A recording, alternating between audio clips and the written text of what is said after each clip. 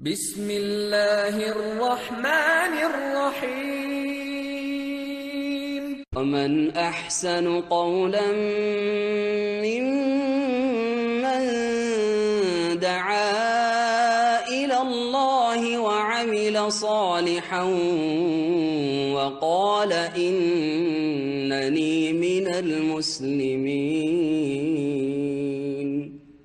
السلام عليكم ورحمة الله وبركاته.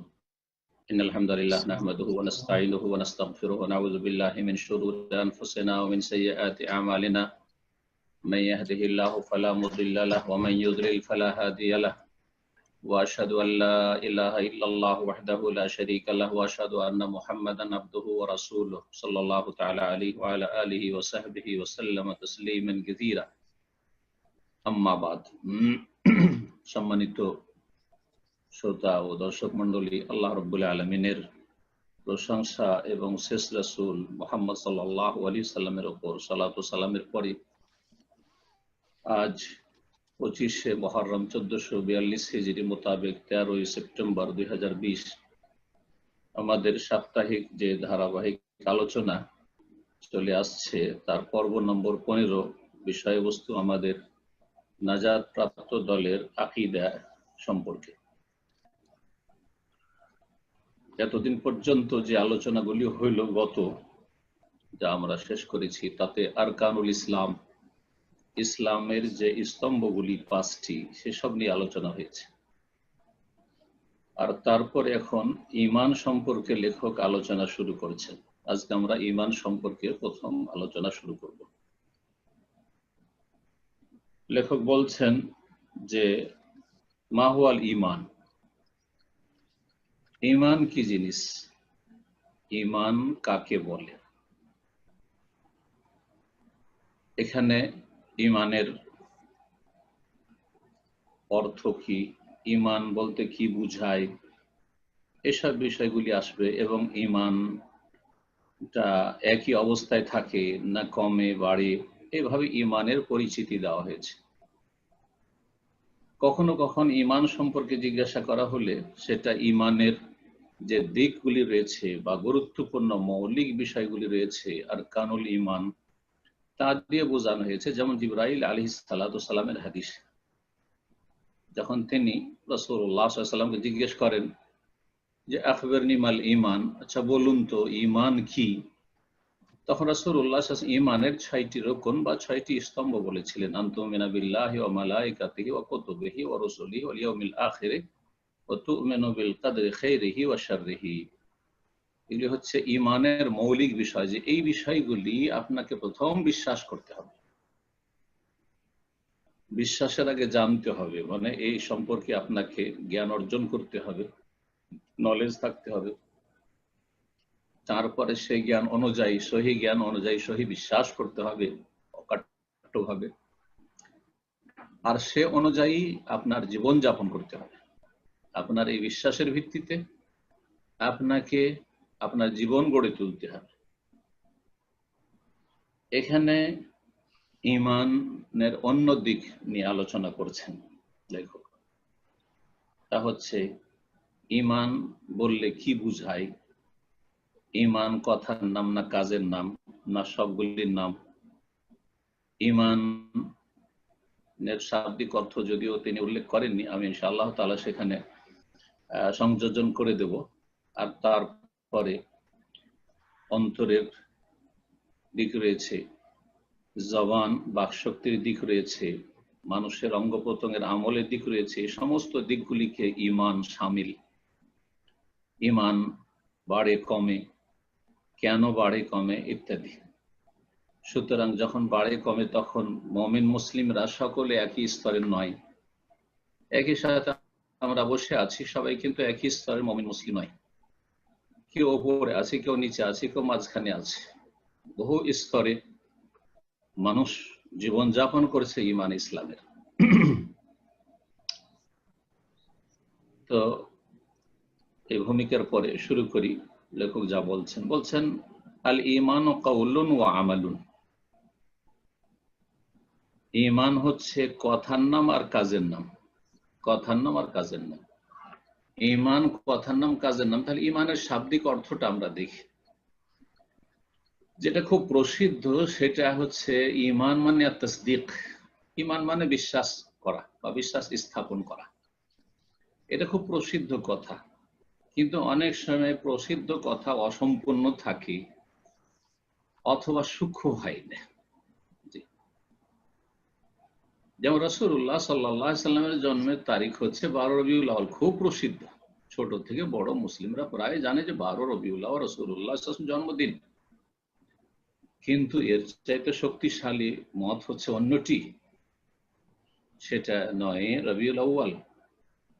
তো এইরকম অনেক বিষয় রয়েছে, প্রসিদ্ধ কিছু থাকে, কিছু কথা খ্যাতি লাভ করে, কিন্তু আসলে সেটা অবাস্তব অথবা সূক্ষ্ম নয়, কথাটি অসম্পূর্ণ, একেবারে মিথ্যা, অবাস্তব না হইলেও অসম্পূর্ণ, সূক্ষ্ম নয়, ওতে কিছু মানে ছিদ্র পথ থেকে যাচ্ছে ইত্যাদি। ঠিক তেমনই এই বিষয়টি, ঈমান মানে শুধু বিশ্বাস বা বিশ্বাস স্থাপন করা, এই কথাটি অসম্পূর্ণ কথা, সূক্ষ্ম নয়, যথেষ্ট নয়। বরং ঈমান মানে গবেষক আইমায়ে কেরামদের নিকটে ঈমান মানে তাসদীক মাল ইজআন, বিশ্বাসের সাথে সাথে মেনে নেওয়া, বিশ্বাস তার সাথে সাথে মেনে নেওয়া, জি, তাহলে ঈমান হবে। এ কথাটি সহজভাবে বুঝাই। একটা লোক শুধু বিশ্বাস করলে মুমিন মুসলিম হয় না, বরং বিশ্বাসের সাথে যেই কথাগুলি তার বিশ্বাস আছে সেগুলি মেনে নিতে হবে, তার সামনে তাকে শির নত করতে হবে, সারেন্ডার করতে হবে, যে ঠিক আছে আমি মানি। হলো অনেক অমুসলিম আছে আজকে বিশ্বে যারা আল্লাহর একত্বে বিশ্বাসী, বিভিন্ন ধর্মের রয়েছে, পরকালে বিশ্বাসী, কোরআনে কারীমের অনুবাদ পড়ে, তাফসীর পড়ে, ইসলাম সম্পর্কে কিছু পড়াশোনা করে এমনি জেনারেল নলেজের জন্য, আর তারপরে তার বিশ্বাস হয়ে গেছে কিন্তু মেনে নিতে পারছে না, বিভিন্ন কারণে মেনে নিতে পারছে না। এতদিন কাটিয়ে আসলাম, এখন নতুন কি ঝামেলায় যাব, পরিবার আছে, ছেলে মেয়ে আছে, সমাজ আছে, কি বলবে, অথবা পদ আছে, নেতৃত্ব আছে, প্রভাব আছে, সারা জীবন যাদের সাথে চলাফিরে আত্মীয়তা সব থেকে বিচ্ছিন্ন হয়ে যেতে হবে, বহু বাধা সত্য গ্রহণে, আর সত্যের সামনে মাথা ঝুঁকিয়ে দেয় অনেক বাধা। এরকম অনেক বিদআতপন্থীরা রয়েছে, আমাদের কথাগুলি বিশ্বাস হয় কিন্তু মানতে রাজি না।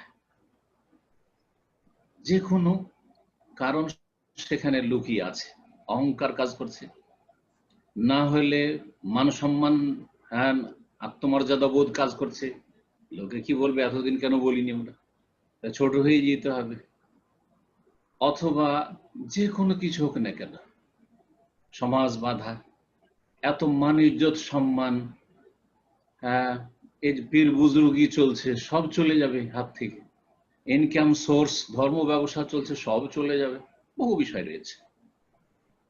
আল্লাহ রাব্বুল আলামিন ফেরাউন, যাকে তার নেতৃত্ব এবং নেতৃত্বের অহংকার আর দাপট তাকে সত্য গ্রহণে বাধা দিয়েছিল, রব্বুল আলামিন বলছে ওয়াজাহাদু বিহা, এই ফেরাউন এবং ফেরাউনের সভাসদ যারা, এরা অস্বীকার করেছিল, কিন্তু অন্তরে ইয়াকিন ছিল, ওয়াস্তাইকানাথা আনফুসুহুম যুলমান ওয়া উলুওয়া, অথচ তাদের মনে ইয়াকিন ছিল, দৃঢ় প্রত্যয় ছিল।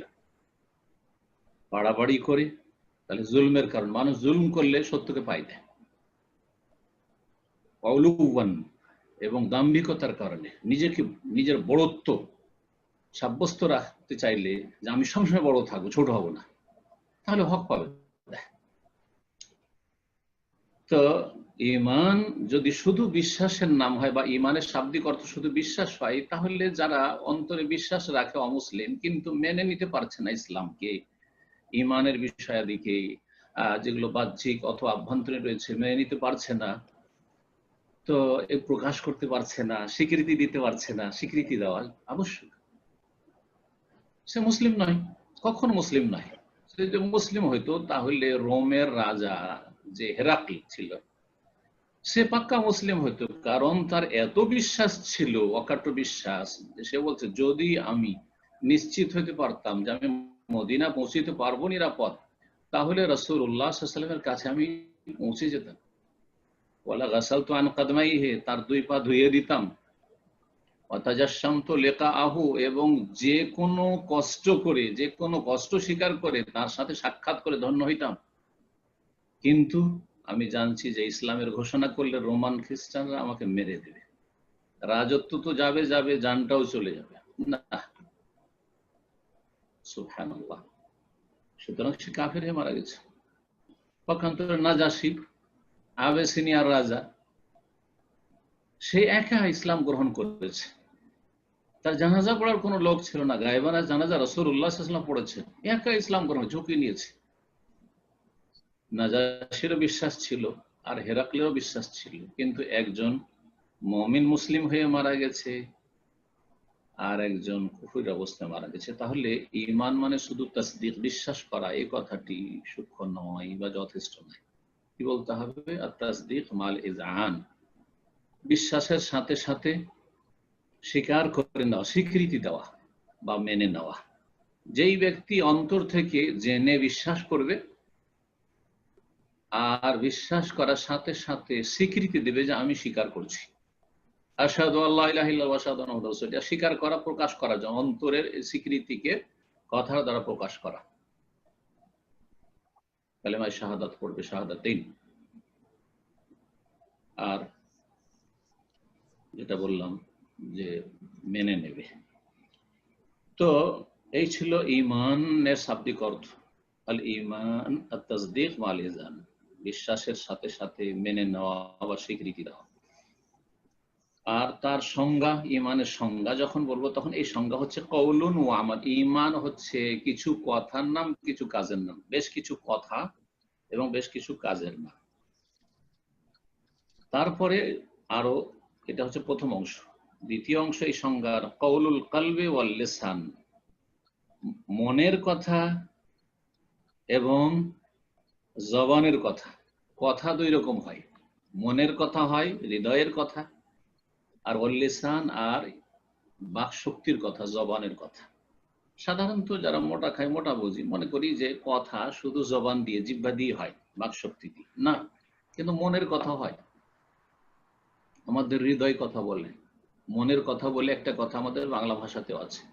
কোনো একটি কথা কেউ আলোচনা করছে, বলছে, বা কোনো একটা সিদ্ধান্ত পেশ করছে, মত বিনিময় চলছে, একজন একটা সিদ্ধান্ত পেশ করতে বা একটা পরামর্শ দিতে বা একটা প্রস্তাব পেশ করতেই অন্যরা বলে উঠছে কেউ যে এটাই হচ্ছে আমার মনের কথা, এটাই হচ্ছে আমার মনের কথা। তার মানে এটাই আমার অন্তরে বসেছিল কথাটি, মানে এই সম্পর্কে আমার জ্ঞান ছিল, নলেজ ছিল, এবং এটাই আমি বিশ্বাস করি, এটাই আমি বিশ্বাসী যে এটা ভালো হবে। তাহলে মনের কথা আশা করি বুঝতে পেরেছি। তো ঠিক তেমনি ঈমান যে কথা এবং কাজের নাম, বেশ কিছু কথার নাম, বেশ কিছু কাজের নাম। কথাটা কিসের? বলছে মনেরও কথা আর জবানেরও কথা হইতে হবে। মনের কথা কি? ওলামারা, অভিজ্ঞ ওলামারা এই পার্থক্যটা করেছেন, মনের কথাও হয় আর মনের কাজ হয়। মনের কাজের দিকে আসছি, হৃদয় বা অন্তরের কাজের দিকে আসছি পরে। এখন মনের কথা বা অন্তরের কথার ব্যাখ্যা করি।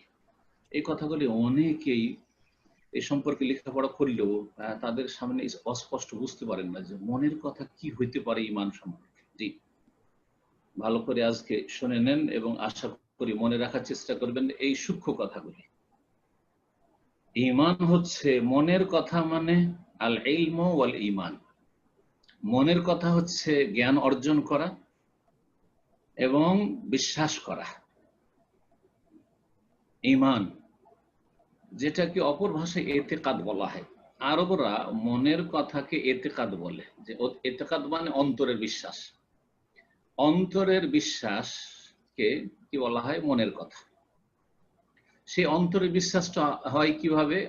একটা স্তর, প্রথম স্তর হচ্ছে ওই সম্পর্কে জ্ঞান থাকা, এলম, নলেজ। আর দ্বিতীয় স্তর হচ্ছে যে জ্ঞানটা আছে সেটাকে বিশ্বাস করা। এটা হচ্ছে মনের কথা।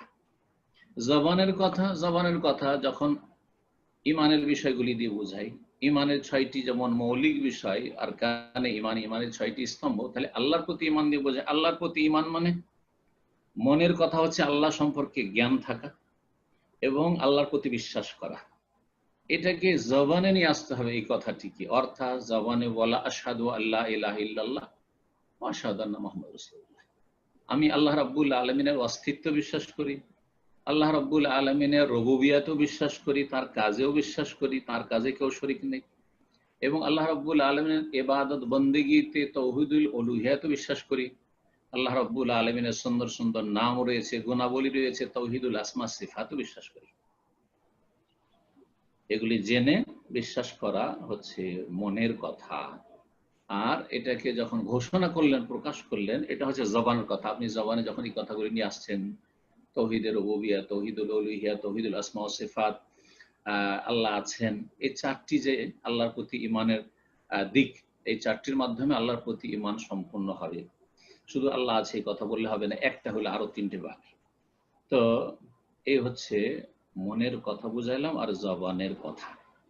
এখন ওয়ামালুল কলবে আর ঈমান হচ্ছে মনের কাজের নাম, ওয়াল লিসান আর জবানের কাজের নাম। মনের কাজ, হৃদয়ের কাজ আর জবানের কাজ। হৃদয়ের কাজ কি? হৃদয় অনেক কাজ করে, যেমন আমাদের অঙ্গ প্রত্যঙ্গগুলি কাজ করে, চোখ কাজ করে, হাত কাজ করে, পা কাজ করে, নাক মুখ সবকিছু, কান সবকিছু কাজ করে। সেই কাজগুলি ভালো কাজ করে, কারো অঙ্গ প্রত্যঙ্গ ভালো কাজ করে, কারো অঙ্গ প্রত্যঙ্গ মন্দ কাজ করে। আবার একজন মানুষ, বরং অধিকাংশ মানুষ কিছু সময় ভালো কাজ করে অঙ্গ প্রত্যঙ্গ, কিছু সময় মন্দ কাজও করে, পাপের কাজও করে। তো অন্তরের কাজ অনেক আছে, তার মধ্যে কয়েকটি কাজ বলি। একটি হচ্ছে ভালোবাসা। তাহলে আল্লাহ সম্পর্কে জ্ঞান অর্জন করে আল্লাহর প্রতি ঈমান, এটা হলো মনের কথা। আর মনের কাজ হচ্ছে আল্লাহকে ভালোবাসতে হবে, আল্লাহর উপর আস্থা ভরসা রাখে, এগুলো হচ্ছে অন্তরের কাজ। অন্তর আস্থা রাখে, আল্লাহর প্রতি ইয়াকিন থাকা, দৃঢ় প্রত্যয়। তারপর আল্লাহর কাছে আশাবাদী হওয়া, অসাধারণ আশা রাখবে রবের কাছে। আল্লাহ সব কিছু করতে পারেন, আল্লাহর কাছে কোনো কিছু অসম্ভব নয়। আমিরকে গরিব করতে পারেন, গরিবকে পথের ফকির করতে পারেন, সুস্থকে অসুস্থ করতে পারেন, অসুস্থকে সুস্থ, সবকিছু করতে পারেন আল্লাহ রাব্বুল আলামিন। সবকিছুর মালিক আল্লাহ রাব্বুল আলামিন। উত্থান পতন সবকিছু, ভালো মন্দ সবকিছুর মালিক আল্লাহ রাব্বুল আলামিন। ভয় ভীতি, ভয় কিছু হয়, অন্তরে ভয় হয়, যার প্রতিফলন ঘটে মানুষের অঙ্গ প্রত্যঙ্গের ওপর, তখন বোঝা যায় যে লোকটা ভয়ে ভীত। তো আল্লাহর ভয়, এটা হচ্ছে অন্তরের কাজ। এক কথায় এই কাজগুলি হচ্ছে ঈমান। আর কি? ওয়াল জাওয়ারে, অঙ্গ প্রত্যঙ্গ, অঙ্গ প্রত্যঙ্গের কাজ। কাজের ক্ষেত্রে তিনটি কথা বললেন। ইয়াজিদু বিত্তাআ, নেকি করলে বাড়ে ঈমান, ওয়া ইয়ানকুসু বিল মাসিয়া, আর গুনাহে লিপ্ত হলে কমে, ওয়া ইয়াতাফাদালু আহলুহু ফীহি, আর ঈমানের ক্ষেত্রে মুমিন মুসলিমরা ওপর নিচে হয়ে থাকে, বিভিন্ন স্তরে রয়েছে। এই পুরোটা হচ্ছে ঈমানের সংজ্ঞা। আল ঈমান কাউলুন ওয়া আমালুন, ঈমান হচ্ছে কথা কাজের নাম। কাউলুল কলবি ওয়াল লিসান, মনের কথা এবং জবানের কথা। ওয়া আমালুল কলবি ওয়াল লিসান, মনের কাজ এবং জবানের কাজ। ওয়াল জাওয়ারে, জবানের কাজ হচ্ছে জিকির আজকার, সুবহানাল্লাহ, আলহামদুলিল্লাহ, যত জিকির আজকার করছেন এগুলো হচ্ছে আপনার জবানের কাজ। অঙ্গ প্রত্যঙ্গের কাজ, শারীরিক ইবাদত করা, 5 ওয়াক্ত সালাত পড়ছেন, দাঁড়াচ্ছেন, রুকু যাচ্ছেন, সিজদা যাচ্ছেন, বসছেন, এগুলি হচ্ছে অঙ্গ প্রত্যঙ্গের কাজ। এইসব অঙ্গ প্রত্যঙ্গের কাজের মধ্যে রফায়দান আছে, বহু বহু ইবাদত বন্দেগী রয়েছে। আপনার অঙ্গ প্রত্যঙ্গের কাজের মধ্যে আপনার হচ্ছে শারীরিক ইবাদতে সিয়াম পালন করা, পানাহার থেকে বিরতির মাধ্যমে। তারপরে হজে আপনি শারীরিক আপনি ইবাদতবন্দি করছেন, আর্থিক ইবাদতবন্দি করছেন। তারপরে বলছেন যে ইয়াজিদু বিত্তাআহ, নেকি করলে ঈমান কিন্তু বাড়ে। তাহলে ঈমান কমা বাড়া হয়, এটা হচ্ছে আহলে সুন্নাত ওয়াল জামাতের আকীদা। এ ভিন্ন কেউ যদি আকীদা বিশ্বাস রাখে যে ঈমান একই স্তরে থাকে, বাড়েও না আর কমেও না, ওপরে ওঠে না নিচেও নামে না, তাহলে তারা হচ্ছে আহলে বিদআত, তারা হচ্ছে মুরজিয়া। এখন মুরজিয়া দুই রকম, এক হচ্ছে মুরজিয়া আকীদার মুরজিয়া, যারা একেবারে পথভ্রষ্ট, যাদের কাছে আমলের কোনো গুরুত্ব নেই।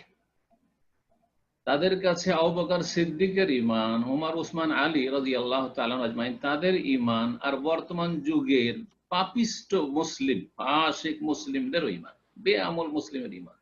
তাদের কাছে আমলটা কোনো গুরুত্ব রাখে না, এরা হলো মুরজিয়া। আজকাল মুসলিম বিশ্বে অধিকাংশ মুসলিমরা কিন্তু মুরজিয়া হয়ে গেছে। তার মানে মনে করে যে জন্মসূত্রে মুসলিম হলেই আর কালেমাটা পড়লেই জান্নাত পেয়ে যাব, একদিন তো একদিন জান্নাত পাবোই। কোনো আমল নাই, মৌলিক আমলও নেই, 5 ওয়াক্ত সালাতও নেই। 5 ওয়াক্ত সালাত ছাড়া জান্নাতের আশা করে বড় বড় আশা নিয়ে বসে আছে।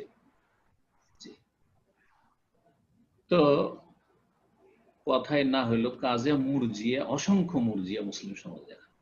আর আরেক দল মুরজিয়া হচ্ছে আকীদার মুরজিয়া ছাড়া যারা, আকীদার মুরজিয়া কারা? যারা বলছে যে শুধু ঈমান হচ্ছে আর তাসদীক, বিশ্বাসে না, বিশ্বাস করলে মুমিন হয়ে যায়। আর বিশ্বাসটা একই স্তরে থাকে, কারণ কমলে তো সন্দেহ হয়ে যাবে, তো কাফের হয়ে যাবে। সুতরাং কমার প্রশ্ন, যখন কমে না তো বাড়েও না। সুতরাং সমস্ত মুমিন মুসলিম, আবু বকর সিদ্দিক রাদিয়াল্লাহু তাআলা থেকে শুরু করে আর যত সাধারণ একটা মুসলিম কিয়ামত পর্যন্ত সবার ঈমান একই রকম। একেবারে গুমরাহি কথা, সাধারণ মানুষ বুঝতে পারছে। আর একটি দল হচ্ছে মুরজিয়ার, মুরজিয়াতুল ফুকাহা। তারা বলছে যে ঈমান কমে না বাড়ে না, আসল ঈমান যেটা বিশ্বাস সেটাতে কমা বাড়া হয় না, সেটা সবার একই রকম থাকে। তাহলে কি কমে বাড়ে? বলছে ওই যে আমলের কম বেশি হওয়ার কারণে কমে বাড়ে। যার যত নেক আমল বেশি তার ঈমান বেশি বাড়ে, যার গুনাহ বেশি তার ঈমান কমে। এই দিক থেকে এদেরকে মুরজিয়াতুল ফুকাহা বলা হয়েছে। এরাও আহলে সুন্নাত ওয়াল জামাতের আকীদা থেকে সরে আছে, যদিও তাদের গুমরাহিটা আকীদার মুরজিয়াদের মতো গুমরাহি নয়, কিন্তু তবুও এটি হচ্ছে একটি বিভ্রান্তি। সুতরাং সতর্ক সাবধান থাকতে হবে।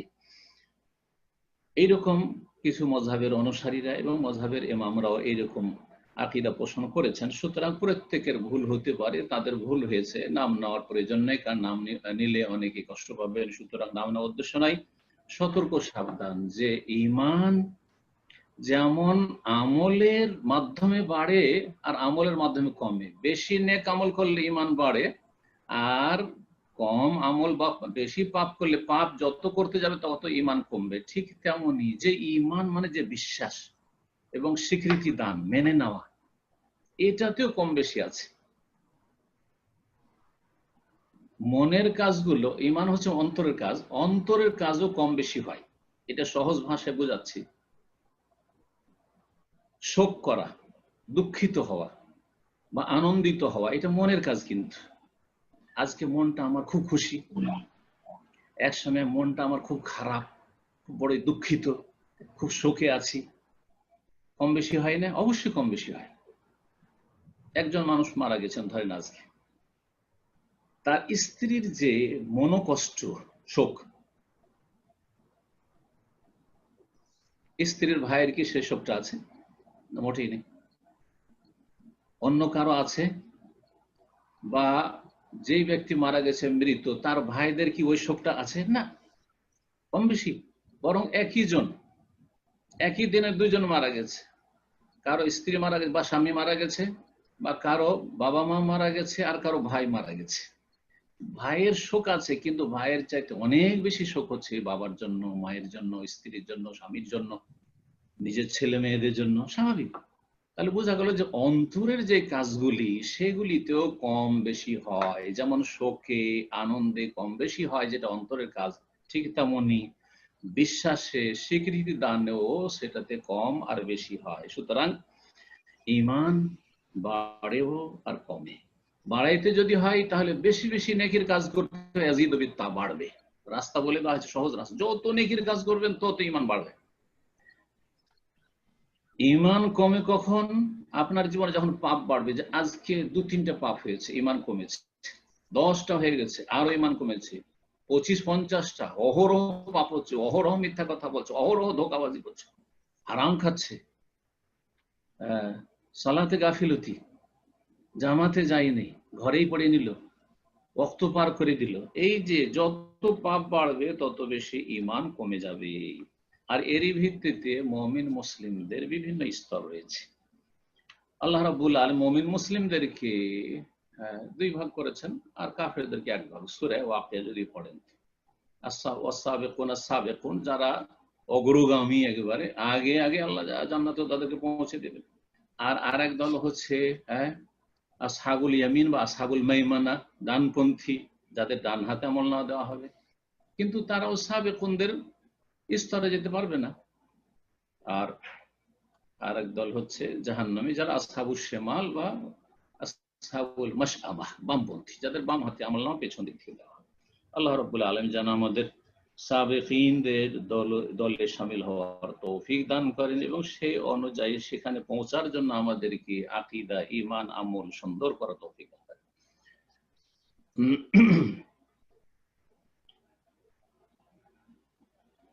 দ্বিতীয় বিষয়টি বলছে মাদ-দালিল আলা কাউনিহি কাওলান ওয়া আমালান। আচ্ছা, যে বললেন যে ঈমান হচ্ছে কথার নাম, কাজের নাম। শুধু কথার নাম না, শুধু কাজের নাম, কথা আর কাজের সমষ্টি নাম হচ্ছে ঈমান। কথার ক্ষেত্রে মনের কথা, মনের কাজ, আর কাজের ক্ষেত্রে তিনটি অঙ্গ প্রত্যঙ্গ: অন্তরের কাজ, জবানের কাজ আর অঙ্গ প্রত্যঙ্গের কাজ। জি, তাহলে একজন মানুষকে সত্যিকার মুমিন হইতে হলে অন্তর দিয়ে কাজ করতে হবে, জবান দ্বারা কাজ করতে হবে, আর কাজগুলি দুই ভাগে বিভক্ত: ফরজ বা নফল, সুন্নত মুস্তাহাব, আর অঙ্গ প্রত্যঙ্গ দিয়ে কাজ করতে হবে, যখন যেটা আল্লাহ রাব্বুল যেভাবে নির্দেশ দিয়েছেন। তো বলছেন যে ঈমান যে কথা এবং কাজের নামের দলিল কি? বলছেন কোরআনে কারীমের আয়াতগুলি পড়ে দেখুন। কাল আল্লাহ তাআলা, মহান আল্লাহ ইরশাদ করেছে, ওয়ালাকিন্নাল হাব্বাবা ইলাইকুল ঈমান। আল্লাহ রাব্বুল আলামিন তোমাদের অন্তরে ঈমানের ভালোবাসা দিয়ে দিয়েছেন। এই যে ঈমানের ভালোবাসা, আল্লাহর ভালোবাসা, আল্লাহর ভালোবাসা সবার অন্তরে সমান না। কার অন্তরে পয়সার ভালোবাসা অনেক বেশি, কার অন্তরে পয়সা একেবারে তুচ্ছ। যা আসলে আসলে আল্লাহর ভালোবাসা হচ্ছে মুখ্য, রাসূলের ভালোবাসা সাল্লাল্লাহু আলাইহি ওয়াসাল্লাম, হ্যাঁ, আল্লাহর পরে মুখ্য।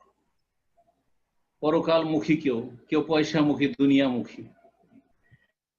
আল্লাহ রাব্বুল আলামিন বলছেন ওয়ালাকিন্না হাব্বাবা ইলাইকুমুল ঈমান, আল্লাহ তোমাদের অন্তরে ঈমানের ভালোবাসা দিয়ে দিয়েছেন। তাহলে মাহাব্বাতুল ঈমানের ভালোবাসা হচ্ছে অন্তরের কাজ। ওয়াযায়্যানাহু ফি কুলুবিকুম, তোমাদের অন্তরে ঈমানকে সুসজ্জিত করে দিয়েছেন। তো ঈমান দিয়ে যে সাজানো মুমিনের অন্তর, আর যে যত বেশি উচ্চ স্তরের ঈমানে হবে তত বেশি তার অন্তর সাজানো ঈমান দিয়ে। এগুলি হচ্ছে অন্তরের কাজ, এগুলি হচ্ছে অন্তরের কাজ। সূরা হুজরাত আয়াত নম্বর 7। আল্লাহ রাব্বুল আলামিন আরো ইরশাদ করছেন, ওয়াকালা তাআলা, ফাআমিনু বিল্লাহি ওয়া রাসূলিহি, তোমরা আল্লাহ এবং তার রাসূলের প্রতি ঈমান নিয়ে আসো, মানে বিশ্বাস স্থাপন করো। তাহলে বিশ্বাস স্থাপন করলে জানতে হবে নলেজ, যেটা অন্তরের কথা, যেমন বললাম, আর বিশ্বাস করতে হবে। আর বিশ্বাস হচ্ছে অন্তরের কথার নাম। সূরা আরাফ আয়াত নম্বর 158। বলছে ওয়াহাদা মানা শাহাদাতাইন, এই হচ্ছে দুটো বাক্যের যে সাক্ষ্য প্রদান করতে হয়, লা ইলাহা ইল্লাল্লাহ আর মুহাম্মাদুর রাসূলুল্লাহ, আশহাদু আল্লা ইলাহা ইল্লাল্লাহ ওয়া আশহাদু আন্না মুহাম্মাদার রাসূলুল্লাহ। এই দুটো বাক্যের অর্থ, লা ইয়াদখুলুল আবদু ফিদ-দীন ইল্লা বিহিমা, কোন বান্দা অতক্ষণ পর্যন্ত দ্বীনে ইসলামে প্রবেশ করতে পারবে না যতক্ষণ পর্যন্ত এই দুটো বাক্যের সাক্ষ্য প্রদান না করবে, অন্তরের বিশ্বাসের সাথে, অন্তরের কথার সাথে, অন্তরের আমলের সাথে। আগে অন্তরের আমল, অন্তরের কথা, অন্তরের বিশ্বাস, অন্তরের জ্ঞান এবং অন্তরের স্বীকৃতি, আর তারপরে জবান দ্বারা স্বীকৃতি, আশহাদু আল্লা ইলাহা ইল্লাল্লাহ ওয়া আশহাদু আন্না মুহাম্মাদান আবদুহু ওয়া রাসূলুহু, সাক্ষ্য প্রদান করছি যে আল্লাহ ছাড়া আমার কোন সত্য মাবুদ নেই, এবং সাক্ষ্য প্রদান করছি যে মুহাম্মদ আল্লাহর বান্দা এবং রাসূল। ওয়া হিয়া মিন আমালিল কলবি ইতিকাদান, আর এই দুটো সাক্ষ্য প্রদান করা হচ্ছে অন্তরের কাজ বিশ্বাসের দিক থেকে, মানে আল্লাহর একত্ব বিশ্বাস করতে হবে এবং রাসূলুল্লাহ সাল্লাল্লাহু আলাইহি ওয়াসাল্লাম বিশ্বাস করতে হবে। এটা হচ্ছে অন্তরের কাজ। ওয়া মিন আমালিল লিসানি নুতকান, আর জবানের কাজ, এটা জবানেরও কাজ লা ইলাহা ইল্লাল্লাহ মুহাম্মাদুর রাসূলুল্লাহ পড়াটা। কোন দিক থেকে? উচ্চারণের দিক থেকে, কারণ উচ্চারণ আমাদেরকে জবান দিয়ে করতে হবে। লা তানফাউ ইল্লা বিতাওয়াতুহিমা, যতক্ষণ পর্যন্ত দুটোতে সামঞ্জস্যতা না থাকবে, দুটো একই রকম, একটি অপরটির অনুকূলে না হবে, ততক্ষণ পর্যন্ত কাজে আসবে না। অর্থাৎ অন্তরে যে বিশ্বাস আছে সেটাকেই জবানে উচ্চারণ করতে হবে। মুনাফিক এর বিপরীত ছিল, জবানে বলতো নাশহাদু ইন্নাকা লা রাসূলুল্লাহ, হে নবী আপনি নিঃসন্দেহে আল্লাহর রাসূল, লা ইলাহা ইল্লাল্লাহ মুহাম্মাদুর রাসূলুল্লাহ পড়ছি, আশহাদু আল্লা ইলাহা ওয়া আশহাদু আন্না মুহাম্মাদুর রাসূলুল্লাহ, ইয়া রাসূলুল্লাহ আপনার সাথে আছি, কিন্তু অন্তরে চরম শত্রুতা ছিল আল্লাহর দ্বীনের বিরুদ্ধে, রাসূলের বিরুদ্ধে, সাহাবায়ে কেরামের বিরুদ্ধে, মুনাফিক। সুতরাং মুনাফিকদের শাস্তি সবচেয়ে বেশি। তারপরে ঈমান যেমন বিশ্বাসকে শামিল, তেমনি কাজকেও শামিল। এর দলিল সূরা বাকারা 143 বলছেন, আল্লাহ বলছেন ওমা কান আল্লাহু লিইউদিয়া ঈমানাকুম, আল্লাহ তোমাদের ঈমানকে বিনষ্ট করতে চান না। ঈমান বিনষ্ট করতে চান না মানে কি? এই আয়াতের শানে নুজুল বলা হয়েছে যে যারা কিবলা পরিবর্তন হওয়ার আগে 16-17 মাস ধরে বাইতুল মুকাদ্দাসকে, মসজিদ আকসাকে সামনে করে সালাত পড়েছিল, আর তারপরে তাদের মৃত্যু হয়ে গেছিল কিবলা পরিবর্তন হওয়ার, কাবার দিকে মুখ ফিরাবার আগেই মৃত্যু হয়েছে, তখন তাদের নিয়ে সংশয় পড়লেন সাহাবীরা যে তাদের কি হবে। তারা তো এই কিবলা পেলেন না, কাবা ঘরের কিবলা পেলেন না, তাহলে তাদের সালাতগুলো কি নষ্ট হয়ে গেছে? তাহলে কারণ আল্লাহ বলছেন না না না, আল্লাহ এমন নন যে তোমাদের ইমানকে নষ্ট করে, মানে তোমাদের সালাতকে নষ্ট করে দিবেন। ঈমানাকুম এই সালাতাকুম ইলা বাইতুল মাকদাসে, বাইতুল মুকাদ্দাসকে সামনে করে যে তোমরা 16-17 মাস নামাজ পড়েছো, সালাত পড়েছো, সেই সালাতগুলো তোমাদের নষ্ট হবে না, সেটাও ঠিক ছিল, কারণ সেটাই আল্লাহর হুকুম ছিল। আর এখন যে নতুন হুকুম হয়েছে, আগের হুকুম রহিত করে যে ওয়াল্লি ওয়াজহাকা শাতরাল মসজিদিল হারাম, মসজিদ হারামের দিকে মুখ ফিরিয়ে দাও, এখন আর চলবে না আগেরটা, ইয়ানি সালাত ইলা বাইতুল মাকদাস ক্বাবলা তাহওয়িল কিবলা, কিবলা পরিবর্তন হওয়ার পূর্বে।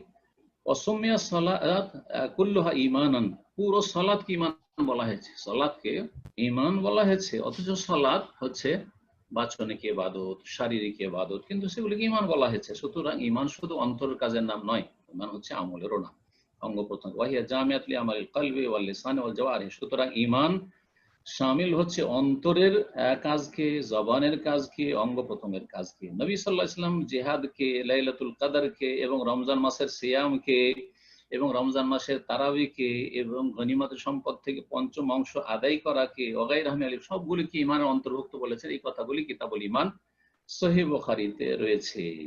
অর্থাৎ আমলকেও ঈমান বলা হয়েছে, ইসলামের যতগুলি নেকির কাজ রয়েছে সেগুলিকেও ঈমান বলা হয়েছে। নবী সাল্লাল্লাহু আলাইহি ওয়াসাল্লামকে জিজ্ঞেস করা আইয়ুল আমালে আফদাল, আইয়ুল আমালে আফদাল, কোন আমল হচ্ছে সবচেয়ে উৎকৃষ্ট? তখন তিনি বলেছেন ঈমানুন বিল্লাহি ওয়া রাসূলি, আল্লাহর প্রতি এবং তার রাসূলের প্রতি ঈমান নিয়ে আসা সবচেয়ে উত্তম আমল। তো দেখেন এখানে ঈমানকে, আল্লাহ রাসূলের প্রতি ঈমানকে আমল বলা হয়েছে, তাহলে বোঝা গেল ঈমানটাও একটা কর্ম, ঈমানটাও একটা কর্ম। এই হাদিস বুখারী মুসলিমে রয়েছে। আর তার আগে যে হাদিসগুলো রয়েছে রমজানের সিয়াম এবং তারাউই আর লাইলাতুল কদর, এগুলি সম্পর্কে সহিহ বুখারীর হাদিস, মান সামা রমাদান ঈমান ওয়া ইহতিসাবান গুফিরা লাহু মা তাকাদ্দাম মিন যামবিহি ওয়া মান কামা রমাদান ঈমান ওয়া ইহতিসাবান গুফিরা লাহু মা তাকাদ্দাম মিন যামবিহি ওয়া মান কামা লাইলাতুল কদরি ঈমান ওয়া ইহতিসাবান গুফিরা লাহু মা তাকাদ্দাম মিন যামবিহি ঈমানান।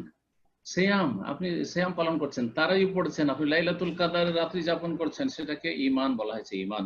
জি, তো এই পর্যন্ত আজকের আলোচনা শেষ করছি। শেষখানে বলবো আবার সংক্ষেপে যে ঈমান যেমন অন্তরের কথা কাজের নাম, তেমনি জবানের কথা কাজের নাম, তেমনি অঙ্গ প্রত্যঙ্গের কাজের নাম। সুতরাং একজন মুসলিম বলবে যে আমার আল্লাহ পরকালে বিশ্বাস আছে, আর গুরুত্বপূর্ণ আমল নেই, বিশেষ করে 5 ওয়াক্ত সালাত নেই, তাহলে ঈমান টিকে থাকে না। আর ঈমান ভঙ্গকারী যদি বিষয় কিছু থাকে তাহলে তাতে তো ঈমান সব শেষ হয়ে যাবে। আর সঠিক মতে যেই ব্যক্তি 5 ওয়াক্ত 17 রাকাত সালাত পড়ে না, তারও ঈমান ভঙ্গ হয়ে যায়। সুতরাং আল্লাহ রাব্বুল আলামিন যেন প্রত্যেক মুসলিমকে 5 ওয়াক্ত সালাতের হেফাজতকারী বানিয়ে দেন এবং নিজের ঈমান ইসলাম নিয়ে রব্বুল আলামিনের কাছে হাজির হওয়ার তৌফিক দান করেন। ওয়ালা তামুতুন্না ইল্লা ওয়া আনতুম মুসলিমুন, তোমরা মুসলিম হয়ে মৃত্যুবরণ করিও, তাহলেই পরিত্রাণ পাবে, তাহলে নাজাত প্রাপ্ত দলে শামিল হতে পারবে। আল্লাহ রাব্বুল আলামিন যেন আমাদেরকে কবুল করে নেন, দুনিয়া এবং আখিরাতের সার্বিক ক্ষেত্রে আল্লাহ যেন আমাদের বারাকা দান করেন। ওয়া সাল্লাল্লাহু ওয়া সাল্লাম আলা নবিয়িনা মুহাম্মদ ওয়া আলা আলিহি ওয়া সাহবিহি আজমাইন। জাযাকাল্লাহ খায়রান। সম্মানিত দ্বীনী ভাই বোনেরা, ইনশাআল্লাহ এখনই আমাদের প্রশ্নোত্তর পর্ব শুরু হবে। তার পূর্বে যারা নতুন লাইনে আছেন তাদের উদ্দেশ্যে কিভাবে শেখের কাছে আমরা প্রশ্ন করতে পারি সে বিষয়বস্তু জানিয়ে দিচ্ছি।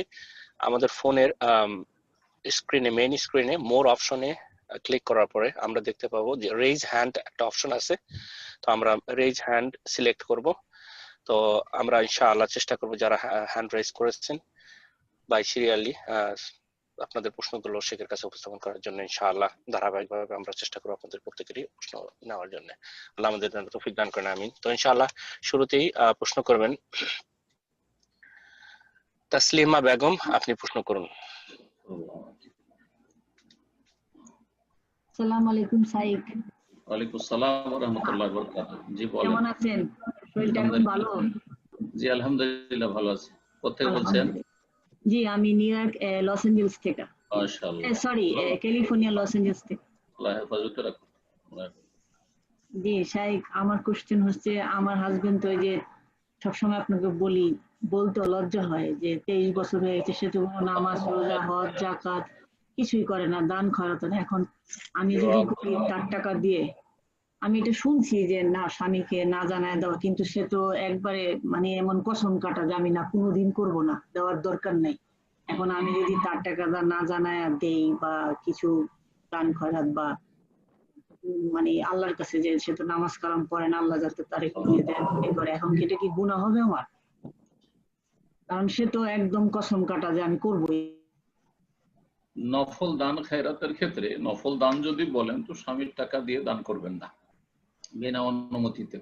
কিন্তু ফরজ কাজ যদি হয়, ফরজ কাজ তো ফরজ কাজ না জানিয়ে করা যাবে। ফরজ কাজ যেমন ছেলে মেয়েদের খরচ খরচা মানে কৃপণতা করছে, এই মর্মে হাদিস রয়েছে। এইরকমই যদি জাকাত দেখা যায় যে মালিকানাধীন কিছু আছে যেটা জাকাত, যদি স্বামীর মালিকানা থাকে তো তার জাকাত আপনার খরচ সে জবাব দিবে, কিন্তু আপনার কাছে আছে সেটাও দিতে দেবে না, তাহলে তাকে না জানিয়ে দেবেন আপনি। রাসূলুল্লাহ সাল্লাল্লাহু আলাইহি ওয়াসাল্লামের কাছে একবার হিন্দ আবু সুফিয়ান রাদিয়াল্লাহু তাআলা আনহু সম্পর্কে জিজ্ঞেস করলেন হিন্দ ইসলাম গ্রহণ করার পরে, যে ইন্না আবা সুফিয়ান রাজুলুন শাহীহুন, আবু সুফিয়ান বড় কৃপণ মানুষ, খরচ করতে চায় না, ছেলে মেয়েদের খরচটাও ঠিক করে ভরণ পোষণ দিতে চায় না, তাহলে তার অজান্তে কি কিছু টাকা পয়সা নিয়ে খরচ করতে পারবো? রাসূলুল্লাহ সাল্লাল্লাহু আলাইহি ওয়াসাল্লাম যে খুযিহা বিল মারুফ, স্বাভাবিকভাবে নিতে পারো, স্বাভাবিক যতটা নিলে যেটা বাড়াবাড়ি হয় না সেটা নিতে পারো অজান্তে। তাহলে বোঝা গেল যে এই বিষয়ে যখন ফরজের বিষয় আসবে তখন আপনি যথাসাধ্য চেষ্টা করবেন। আর একটা দিক আছে, আপনাকে হয়তো মান্থলি একটা খরচ দিয়ে দিচ্ছে ছেলে মেয়েদের দেখাশোনার জন্য বা আপনার চলাফেরার জন্য, সেই খরচটা একটু কম খেয়ে দিয়ে কম খরচ করে যদি মনে করে যে এতে থেকে দান করব, তখন সেটা আপনার, কারণ সেটা অলরেডি আপনাকে দেওয়া হয়ে গেছে। কিন্তু স্বামীর ধন সম্পদ লুকিয়ে দান করার প্রয়োজন নেই, কারণ এই ক্ষেত্রে দান করা তার ফরজ নাই। দান খেরাত করা বা নেকির কাজ করা সেগুলো হচ্ছে সুন্নাত নফল কাজ। তো আশা করি বিষয়টা বুঝতে পেরেছেন। আল্লাহ রাব্বুল আলামিনের কাছে হেদায়েতের দোয়া করেন, আল্লাহ যে কাকে কখন হেদায়েত করে দেন, অসম্ভব কিছু নাই। ফিরআউনের ঘরে যদি আসিয়াকে আল্লাহ হেদায়েত করতে পারেন, আবার নূহ আলাইহিস সালামের ঘরে নূহ আলাইহিস সালামের স্ত্রী জাহান্নামী, লূত আলাইহিস সালামের স্ত্রী জাহান্নামী। জি, তো সব আল্লাহর হাতে। জি, কুল ইন্নাল ফাদলা বিয়াদিল্লাহ, অনুগ্রহ একমাত্র আল্লাহর হাতে। জি, আল্লাহ হেদায়েত দান করুন। আমিন, জাযাকাল্লাহ খাইরান। তো এই পর্যায়ে প্রশ্ন করবেন মাকসুদা বেগম, আপনি প্রশ্ন করুন।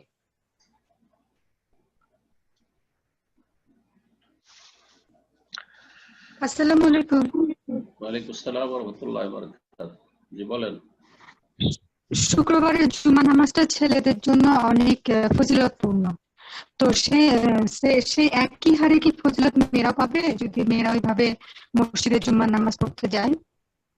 আমি আটলান্টা মানে আমেরিকা থেকে বলছি আর কি। মাশাআল্লাহ। দেখেন, আল্লাহ রাব্বুল আলামিন জুমা ফরজ করেছেন পুরুষদের উপর, সাবালক পুরুষদের উপর, নারীদের উপর জুমা ফরজ করেননি। নারীরা যেহেতু জুমা তাদের ফরজ নয়, সুতরাং জুমা যদি নাও পড়ে বাসাতে জোহর পড়েই পুরুষদের সমান সওয়াব হবে ইনশাআল্লাহ। আল্লাহ কোনো কম করবেন না, কোনো কম করবেন না। কারণ জুমার বিকল্প যেটা আপনার জন্য জুমা ফরজ করা হয়নি, জুমা আর বিকল্প জোহর ফরজ করা হয়, জোহর আদায় করেছেন, জুমার সওয়াব যতটা আপনার স্বামী বা পুরুষরা পাচ্ছে ততটা আপনি পাবেন। যদি মাঝে মধ্যে বা ব্যবস্থা থাকে জুমার, জরুরি নয় যে জুমা মসজিদে যেতে হবে মহিলাদের, কিন্তু যদি যায় তো বাধা দেওয়া জায়েজ নাই। রাসূলুল্লাহ সাল্লাল্লাহু আলাইহি ওয়াসাল্লাম বলেছেন লা তামনাউ ইমা আল্লাহ মাসাজিদাল্লাহ, আল্লাহর বান্দীদেরকে আল্লাহর মসজিদে যেতে বাধা দিও না। অভিভাবকদেরকে, স্বামীকে, বাপ মাকে নিষেধ করা হয়েছে, খবরদার তাদেরকে বাধা দিও না।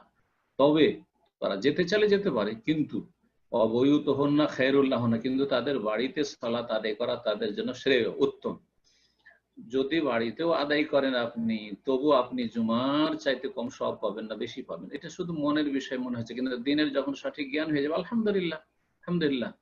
আপনাদেরকে বলি, মক্কায় গিয়ে ভিড় ভাড়ে রমজান উমরা করতে আপনারা অনেকে আসেন, অথবা হজের সময় এসেছেন, হোটেলে যদি সালাত আদায় করেন, মসজিদে হারামের ভিতরে সালাতের চাইতে মহিলার বেশি নেকি পাবে। কারণ তাদের ঘরগুলি, আর মক্কায় এসে তাদের ঘর হচ্ছে হোটেল, সুতরাং হোটেল তাদের জন্য বেশি বেস্ট খায়রুন, তাতে বেশি সওয়াব রয়েছে, কারণ সেখানে পুরুষদের ধাক্কাধাক্কি থেকে বাঁচলো, ভিড় থেকে বাঁচলো, পুরুষদের সামনে নিজেকে প্রকাশ করা থেকে বাঁচলো বা যাওয়া থেকে বাঁচলো। যত পুরুষ থেকে দূরে, পুরুষ লোক থেকে, বেগানা পুরুষ থেকে দূরে থাকবে মহিলারা, তত বেশি সওয়াব পাবে। আল্লাহ এত বড় ফজিলত রেখেছেন, 1 লক্ষ গুণ মসজিদ হারামের ভিতরে হোটেলে সালাত আদায় করে তার চাইতে বেশি পাবেন ইনশাআল্লাহ মহিলারা, কারণ হোটেল তাদের জন্য মসজিদের চাইতে উত্তম। জি, তো আশা করি বিষয়টি বুঝতে পেরেছেন। তবে যদি ব্যবস্থা থাকে জুমা মসজিদে যাবেন ইনশাআল্লাহ, তাদের মতো সব পাবেন, এতে কোনো সন্দেহ নেই। আর না গেলে জোহর পড়লেও তাই পাবেন ইনশাআল্লাহ। এই পর্যায়ে প্রশ্ন করবেন এলমা জামান, আপনি প্রশ্ন করুন। আসসালামু আলাইকুম ওয়া রাহমাতুল্লাহ। আসসালামু ওয়া রাহমাতুল্লাহি ওয়া বারাকাতুহু। জি বলেন। শেখ বাফেলো নিউ ইয়র্ক থেকে বলছিলাম। মাশাআল্লাহ মাশাআল্লাহ, শেখ বলেন। আজকে একটা প্রশ্ন ছিল যে যেমন আরাফার রোজা অনেকে ইন্টেনশন করছে করবে, কিন্তু কোনো কারণে করতে পারলো না, শরীর খারাপ হয়ে গেল, অসুস্থ হলো। যেমন এবার আমার জানা মতো অনেক ব্রাদাররা রমজান মাসে মক্কায় থাকতে চাইছিল কিন্তু পারে নাই, যে তাদের এই ইন্টেনশনের কারণে কি তারা সেই সওয়াবটা পুরাটাই পাবে? আর আরেকটা বিষয় ছোট্ট করে জানতে চাচ্ছিলাম যে এটা শেষ করে দিই। জি, একটা করে প্রশ্ন করে ভালো, আর যদি সময় হয় তাহলে করা যায়। কথা হচ্ছে যে দেখেন, যদি কোনো সৎ নিয়ত রাখেন নেকির কাজে, আর সেই নেকির কাজটা করতে দৃঢ় সংকল্প ছিলেন, মানে আপনার একেবারে সদিচ্ছা ছিল করব, কিন্তু পারলেন না, যে কোনো কারণে পারলেন না, তাহলে পূর্ণ সওয়াব পাবেন। আর যদি সৎ নিয়ত রাখেন আর তারপরে পারবেন, তারপরও করছি করে করলেন না, তাহলে নাকি পাবেন না, কারণ সেখানে পারতেন কিন্তু করলেন না। তাহলে দুটোতে পার্থক্য আপনাকে অবশ্যই করতে হবে। দলিল রাসূলুল্লাহ সাল্লাল্লাহু আলাইহি ওয়াসাল্লামের অনেক হাদিস রয়েছে। তাবুক যুদ্ধে অনেকে যারা অসুস্থ মানুষ যেতে পারেনি, তাদের সম্পর্কে বলেছে ইন্না বিল মাদিনাতি লারিজালান, মদিনায় অনেক লোকেরা থেকে গেছে, হে তাবুকের মুজাহিদিন, তোমরা যোদ্ধারা, মাসিরতুম মাসিরান ওয়ালা কাতাতুম ওয়াদিয়ান ইল্লা কানু মাআকুম, যে কোনো তোমরা উপত্যকা দিয়ে চলাফেরা করেছো, যে কোনো রাস্তা তোমরা অতিক্রম করেছো, তারা তোমাদের সঙ্গেই ছিল, অথচ মদিনায় তাদের বাড়িতে থেকে গেছে। শারাকাকুম ফিল আজরে, তোমাদের সাথে তারা নেকিতে শরীক হয়েছে সমান সমান। কেন? বলছেন হাবাসাহুমুল উযরু, ওযর অজুহাতের কারণে তারা আসতে পারেনি, বাধাপ্রাপ্ত হয়েছে। তারপরে সহিহ বুখারী আরেকটা হাদিস রয়েছে, রাসূলুল্লাহ বলেছেন ইযা মারিদাল আবদু আও সাফার, বান্দা যদি অসুস্থ হয়ে যায় অথবা সফরে চলে যায়, আর যার কারণে বাড়িতে থাকলে বা সুস্থ থাকলে যে কাজগুলি করতে পারতো নেকির কাজ, তাহাজ্জুদ পড়তো, তাহাজ্জুদ পড়তে পারলো না, সে নফল সিয়াম রাখতো সোমবার বৃহস্পতিবার, অথবা আরাফার সে সফরের কারণে বা অসুস্থতার কারণে, অথবা এমার্জেন্সি কোনো কাজ পড়ে গেল যার ফলে ছোটাছুটি করতে হলে পারলো না, তাহলে কুতিবা লাহু মা কানা ইয়ামালু সাহিহাম মুকিমা, তার জন্য লেখা হবে আমলনামায় সুস্থ এবং মুকিম অবস্থায় যে আমলগুলি আগে থেকে অভ্যস্ত ছিল সে আমলের সমান নাকি লেখা হবে, তাতে কোনো ঘাটতি করা হবে না। সুতরাং সুসংবাদ ওইসব ভাই বোনদের জন্য যারা সৎ নিয়ত রেখেছেন আর হঠাৎ করে কোনো কিছু বাধা হয়ে গেল, করতে পারলেন না, মসজিদে যাচ্ছিলেন আর হঠাৎ করে রাস্তায় হোঁচট খেয়ে পড়ে গেলেন, আর মসজিদে যাওয়া হলো না, পায়ে ব্যথা পেয়ে বাসা চলে আসতো, পুরো জামাতের 27 গুণ 25 গুণ সওয়াব হয়ে গেল। এক কথাই এই মর্মে অনেক দলিল রয়েছে, ইন্নামাল আমালু বিন্নিয়াত, মানুষের আমল আসলে নির্ভর করে নিয়তের উপর, আপনার সৎ নিয়ত। রাত্রে আল্লাহর কাছে চেয়ে শুয়েছি, আল্লাহ ফজরে ওঠার তৌফিক দাও, আল্লাহ তাহাজ্জুদ ওঠার তৌফিক দাও, সৎ নিয়ত রেখেছি, অ্যালার্ম লাগিয়ে রেখেছি, উঠতে পারলেন না, সূর্য পর্যন্ত উঠে গেল, কিন্তু গড়িমসি করে নাই। এই না যে অ্যালার্ম বন্ধ করে আবার কান পাড়া দিয়ে শুয়ে গেলেন, কিছু লোকের বদ স্বভাব আছে, না না, চেষ্টা ছিল কিন্তু উঠতে পারলেন না, তাহলে পুরো সওয়াব পাবেন, জামাতের সওয়াব পেয়ে যাবেন, আপনি তাহাজ্জুদের সওয়াব পেয়ে যাবেন ইনশাআল্লাহ। তো আশা করি এই বিষয়ে আর বলার প্রয়োজন নেই, যথেষ্ট বুঝতে পেরেছেন। জাযাকুমুল্লাহ। ছোট করে একটা প্রশ্ন ছিল যে 13, 14, 15 যে রোজাগুলি যদি কেউ করতে না পারে, 13, 14, 15 ওই দিন বলছিলেন যে মাসের ভিতর করলে হবে, কিন্তু এই রোজাটা কি পরপর 3টা করতে হবে না ভেঙে ভেঙে করলে হবে?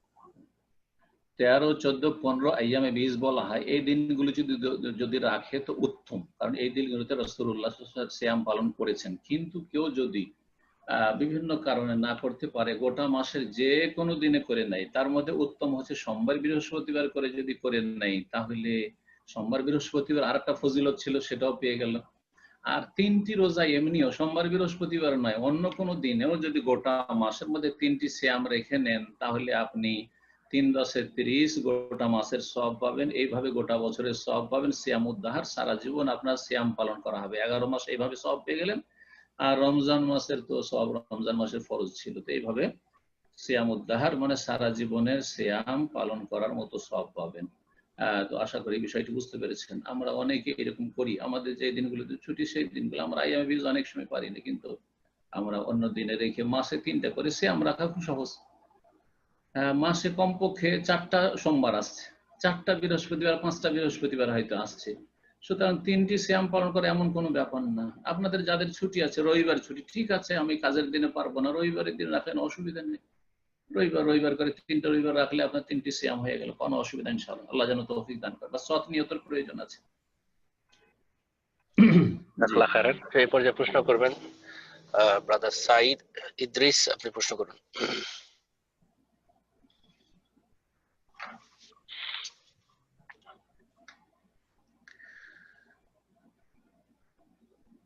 জি, শোনা যাচ্ছে না। জি, সাইদ ইদ্রিস, আপনি প্রশ্ন করুন। ইনশাআল্লাহ সম্ভবত সিস্টেমে প্রবলেম হচ্ছে, তো এই পর্যায়ে প্রশ্ন করবেন উর্মিলা আক্তার উর্মি, আপনি প্রশ্ন করুন। জি, আসসালামু আলাইকুম রাহমাতুল্লাহি ওয়া বারাকাতুহু। ওয়ালাইকুম আসসালাম ওয়া রাহমাতুল্লাহি ওয়া বারাকাতুহু। বলেন। জি, আমি জার্মানি থেকে বলতেছি। মাশাআল্লাহ। আমি বেশ কয়েকদিন যাবত থেকে কথা আলোচনার চেষ্টা করতেছি, কিন্তু আমাদের এখানে মাগরিবের টাইমটা আর এই কনফারেন্সের টাইমটা এক সময় হয়ে যাওয়ার কারণে মানে করা হচ্ছে না। যাক, আলহামদুলিল্লাহ, আল্লাহ, আমি আপনাকে সবসময় ইউটিউবে দেখছি, কখনো ভাবতে পারিনি আপনার সাথে আল্লাহ কথা বলার তৌফিক দিবেন। আল্লাহ আপনাকে নেক হায়াত দান করুক। আমিন ইয়া রাব্বি। জি, মানে আমার প্রশ্নটা হলো এরকম যে মানে যাদের উপর জুলুম করা হয়, হ্যাঁ, যে তাদেরকে অন্যায় অপবাদ দেওয়ার মাধ্যমে, অনেক জঘন্য টাইপের অন্যায় অপবাদ দেওয়ার মাধ্যমে, বা তাদের নামে মানে তাদের নামে আর কি মানে বদনাম বা এরকম মানুষদের কাছ থেকে জুলুমগুলো হচ্ছে, যারা এমনকি শিরক কুফরের সাথেও সরাসরি লিপ্ত। হ্যাঁ, তো এ ধরনের মানুষদের দোষ ত্রুটি কি আলোচনা করলে ওই ব্যক্তিটি গুনাহগার হবে? মানে পারিপার্শ্বিকতার কারণে যাদের সাথে জুলুম হয়, ওই জুলুম কিন্তু মানুষরা যদি পরস্পর এগুলো নিয়ে আলাপ আলোচনা করে যে তারা এরকম করছে, ওরকম করছে, এটা অন্যায় হয়েছে, এটা অন্যায় হয়েছে, এ ধরনের কথা কি বলে তারা গুনাহগার হবে কিনা? আর যদি না করা উত্তম হয়, তাহলে যদি কোনো ব্যক্তি এসব থেকে বাঁচতে চায়, তখন তার ক্ষেত্রে কি করণীয় হবে? যে সে এই ধরনের আলাপ আলোচনা করতে চায় না আল্লাহর ভয়ের ক্ষেত্রে, কিন্তু তখন সে কিভাবে এগুলো অ্যাভয়েড করা মানে করবে? ঠিক আছে। যদি মিথ্যা অপবাদ দেয়, সেই মিথ্যা অপবাদটি বড় ধরনের অপবাদ, যদি ব্যভিচারের অপরাধ হয়, মানে এইরকম কোন অশ্লীল কাজের অপবাদ হয়, তাহলে তার জন্য ইসলামে দণ্ডবিধান রয়েছে। তা হচ্ছে 80টি বেত্রাঘাত করা। সেটা যদি ইসলামী আইন থাকে, তাহলে মুসলিম দেশে তো ইসলামী আইন নাই, সুতরাং সেটা এখন বাদ দিলাম। এখন কথা হচ্ছে যে কোনো অপবাদ যদি দেয়, তাহলে সে কাবিরা গুনাহ করলো। অপবাদ দেওয়া, বহতান, এটি হচ্ছে কাবিরা গুনাহ। তো সে কাবিরা গুনাহে লিপ্ত। আর সে জালেমও বটে। সে আল্লাহর হক নষ্ট করলো, আল্লাহর বিরুদ্ধাচরণ করে মানুষের হক নষ্ট করলো, মানুষের মিথ্যা অপবাদ দিয়ে। সুতরাং সে আল্লাহর হকের ক্ষেত্রেও গুনাহ করলো, মানুষের হকের ক্ষেত্রেও গুনাহ করলো। জালেম বলে সাব্যস্ত, সে জুলম অত্যাচার করলো। জালেম সম্পর্কে অভিযোগ করা যাবে শরীয়তে, কিন্তু অভিযোগের ক্ষেত্রে উত্তম হচ্ছে যে যেখানে অভিযোগ করলে কাজ হয়, তার জুলমের অবসান, বাড়াবাড়ির অবসান ঘটানো যায়, তার জুলম থেকে তাকে বিরত রাখা সম্ভব হয়, অথবা নিজেকে বাঁচানো সম্ভব হয়। আইনের আশ্রয়ের জন্য কেস করতে হবে, সুতরাং বলতে হবে। অথবা যদি সামাজিক বিচার সালিস হয়, সেখানে বলতে হবে। অথবা যদি দেখা যায় যে কোন একটা ছেলে জুলম করছে বা মেয়ে জুলম করছে, তার বাবাকে বা তার মাকে বললে সেখানে পাওয়া যাবে। অথবা একজন কেউ ওই রকম কেউ নেতা প্রধান রয়েছে, চেয়ারম্যান রয়েছে, তাকে বললে সমাজে তার পানিশমেন্ট হবে, তাহলে সেখানে বলতে হবে। ইমাম নবী রাহমাতুল্লাহ আলাইহি আলোচনা করেছেন যে 6টি ক্ষেত্রে গীবত করা জায়েজ, আবার কখনো কখনো ওয়াজিব। তার একটি ক্ষেত্র হচ্ছে আত-তাযাল্লুম, জালেমের জুলম সম্পর্কে অভিযোগ করা, বিচার চাওয়ার জন্য। সুতরাং স্ত্রী স্বামী সম্পর্কে বলতে পারে, যেমন এখনই বললাম একটু আগে যে আবু সুফিয়ান রাদিয়াল্লাহু তাআলার স্ত্রী রাসূলুল্লাহ সাল্লাল্লাহু আলাইহি ওয়াসাল্লামের সামনে স্বামীর বিরুদ্ধে অভিযোগ করছে যে আমার স্বামী অত্যন্ত কৃপণ, শাহীহুন মানে অত্যন্ত কৃপণ, আমারও খরচ ঠিক করে দেয় না, আমার ছেলে মেয়েদেরও খরচ দেয় না। তাহলে এটি গীবত, কিন্তু এই গীবত করা ওয়াজিব, না হলে বিচার পাওয়া যাবে না। যেখানে বিচার পাবে না এমনি এমনি শুধু জানাচ্ছে। আর একটা ক্ষেত্র হচ্ছে সতর্ক সাবধান করা। আমার প্রতি জুলুম করছে যদি এদেরকে না জানায়, যারা তার ফ্রেন্ড সার্কেল বা তাদের সাথে চলাফেরা করে বা প্রতিবেশী, তাহলে তারাও কিন্তু মনে করবে যে লোকটা ভালো মানুষ বা এই মহিলা ভালো মানুষ। সুতরাং তাদেরকে তার অনিষ্ট থেকে বাঁচাবার জন্য গীবত করা যাবে, করতে হবে, যাতে করে ক্ষতিগ্রস্ত, আমি ক্ষতিগ্রস্ত, আমার উপর জুলুম চলছে, অন্যদের উপর জুলুম বা অন্যদের সাথে খারাপ আচরণ না হয়। আর বিনা কাজে যদি করে, মজলুম নির্যাতিত যার উপর জুলুম হচ্ছে, সে যদি অভিযোগ করে তো জায়েজ রয়েছে, কিন্তু সেটা প্রশংসিত নয়। আল্লাহ কোরআনে কারীমের 6ষ্ঠ পারার প্রথম আয়াতে বলছে, লা ইউহিব্বুল্লাহুল জাহরা বিসসুই মিনাল কাওলি ইল্লা মান যুলিম। আল্লাহ মন্দ কথা প্রকাশ করা ভালোবাসেন না, তবে ইল্লা মান যুলিম, কেউ যদি জুলমের শিকার হয়।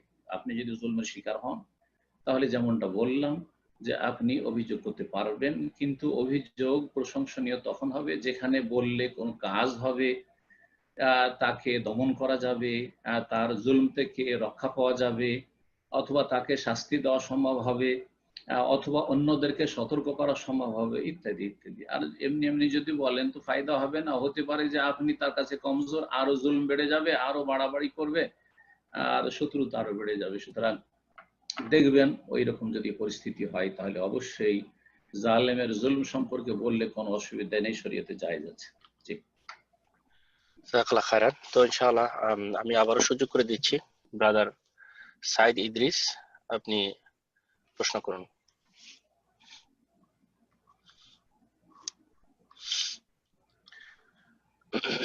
ব্রাদার সাইদ ইদ্রিস, আপনার ফোনটা আনমিউট করে নিন, প্রশ্ন করুন। আপনাকে লাস্ট সুযোগ দিচ্ছি ইনশাআল্লাহ। পারছেন না মনে হয়, সম্ভবত সমস্যা হচ্ছে। তো ইনশাআল্লাহ এই পর্যায়ে প্রশ্ন করবেন জাহিদুল আল আমিন, আপনি প্রশ্ন করুন। জি, প্রশ্ন করুন।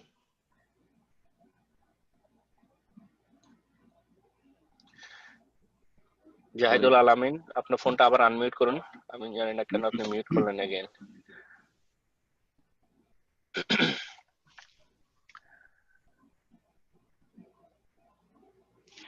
জাহিদুল আল আমিন, আপনার ফোনটা, জি আপনার ফোন আনমিউট আছে, আপনি প্রশ্ন করুন।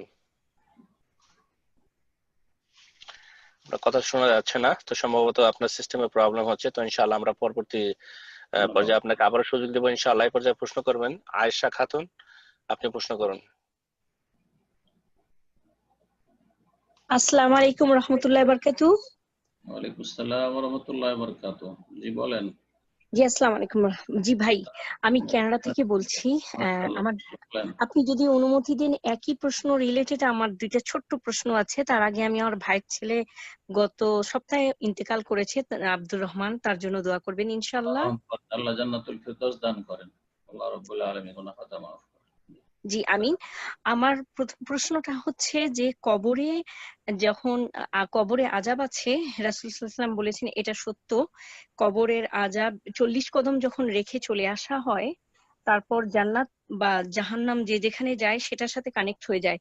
তো সেটা কি কবরের মধ্যে আমরা কি মানে যে মারা যাবে সে কি বুঝতে পারবে ও 40 কদম রেখে আসার পর কবরের আযাবটা, নাকি কিয়ামত পর্যন্ত তার জান্নাতে বা ইয়েতে যাবে, দোজখে তাকে দেখানো হবে, নাকি তার কবরের ভিতরেই, নাকি সে জান্নাতে বা জাহান্নামে তাকে দিয়ে দেওয়া হবে?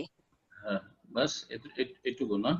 না জি, এই প্রশ্নটার সাথে একটা প্রশ্ন আমি নিয়ত করেছি যে আমি কি আমার শহীদি মৃত্যু চাইতে পারবো মক্কাতে হজ করতে গিয়ে, হজ করতে করতে, আর যদি হজ করতে গিয়ে মারা যায় তাহলে কি বেনিফিট, বা কবরের যদি কবর হয় জান্নাতুল গারকাতে তাহলে কি বেনিফিট, এটা যদি একটু বলতেন জাযাকাল্লাহ খায়ের।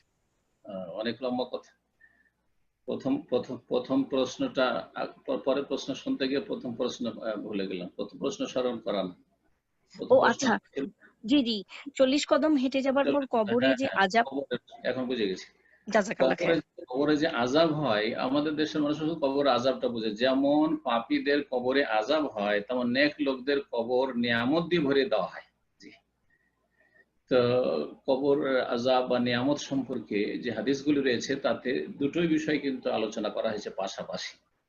কারোর জন্য জাহান্নামের বিছানা বিছিয়ে দেওয়া হয়, জাহান্নামের দরজা খুলে দেওয়া হয়, জাহান্নামের পোশাক পরিয়ে দেওয়া হয়, আর কারোর জন্য জান্নাতের দরজা খুলে দেওয়া হয়, জান্নাতের সুগন্ধি আসতে থাকে এবং জান্নাতের লেবাস পোশাক পরিয়ে দেওয়া হয়। এই যে কবরের আযাব বা নিয়ামত, এটা সত্য, এবং এর সাথে বারজাখী, সেটা হচ্ছে পারলৌকিক জীবন। বারজাখী জীবন যেটা, এই বারজাখী জীবন এই পৃথিবীর আমাদের ব্রেন বুদ্ধি দিয়ে পুরোপুরি উপলব্ধি করা নয়। আল্লাহ বলেছেন ওয়ালাকিল্লা তাশউরুন, সেটা উপলব্ধি করবে না। তবে ওলামারা বলেছেন যে কবরের জীবনটা হচ্ছে যে কবরে আযাব হয় যাদেরকে দাফন করা হয়েছে অথবা যে যেখানে ধ্বংস হয়েছে সেখানে, আর সেখানে নিয়ামত প্রাপ্ত হয় যদি নেক লোক হয়, আর তার সাথে জান্নাত জাহান্নামের কানেকশন থাকে, সম্পর্ক থাকে, জান্নাত জাহান্নামের সম্পর্ক থাকে।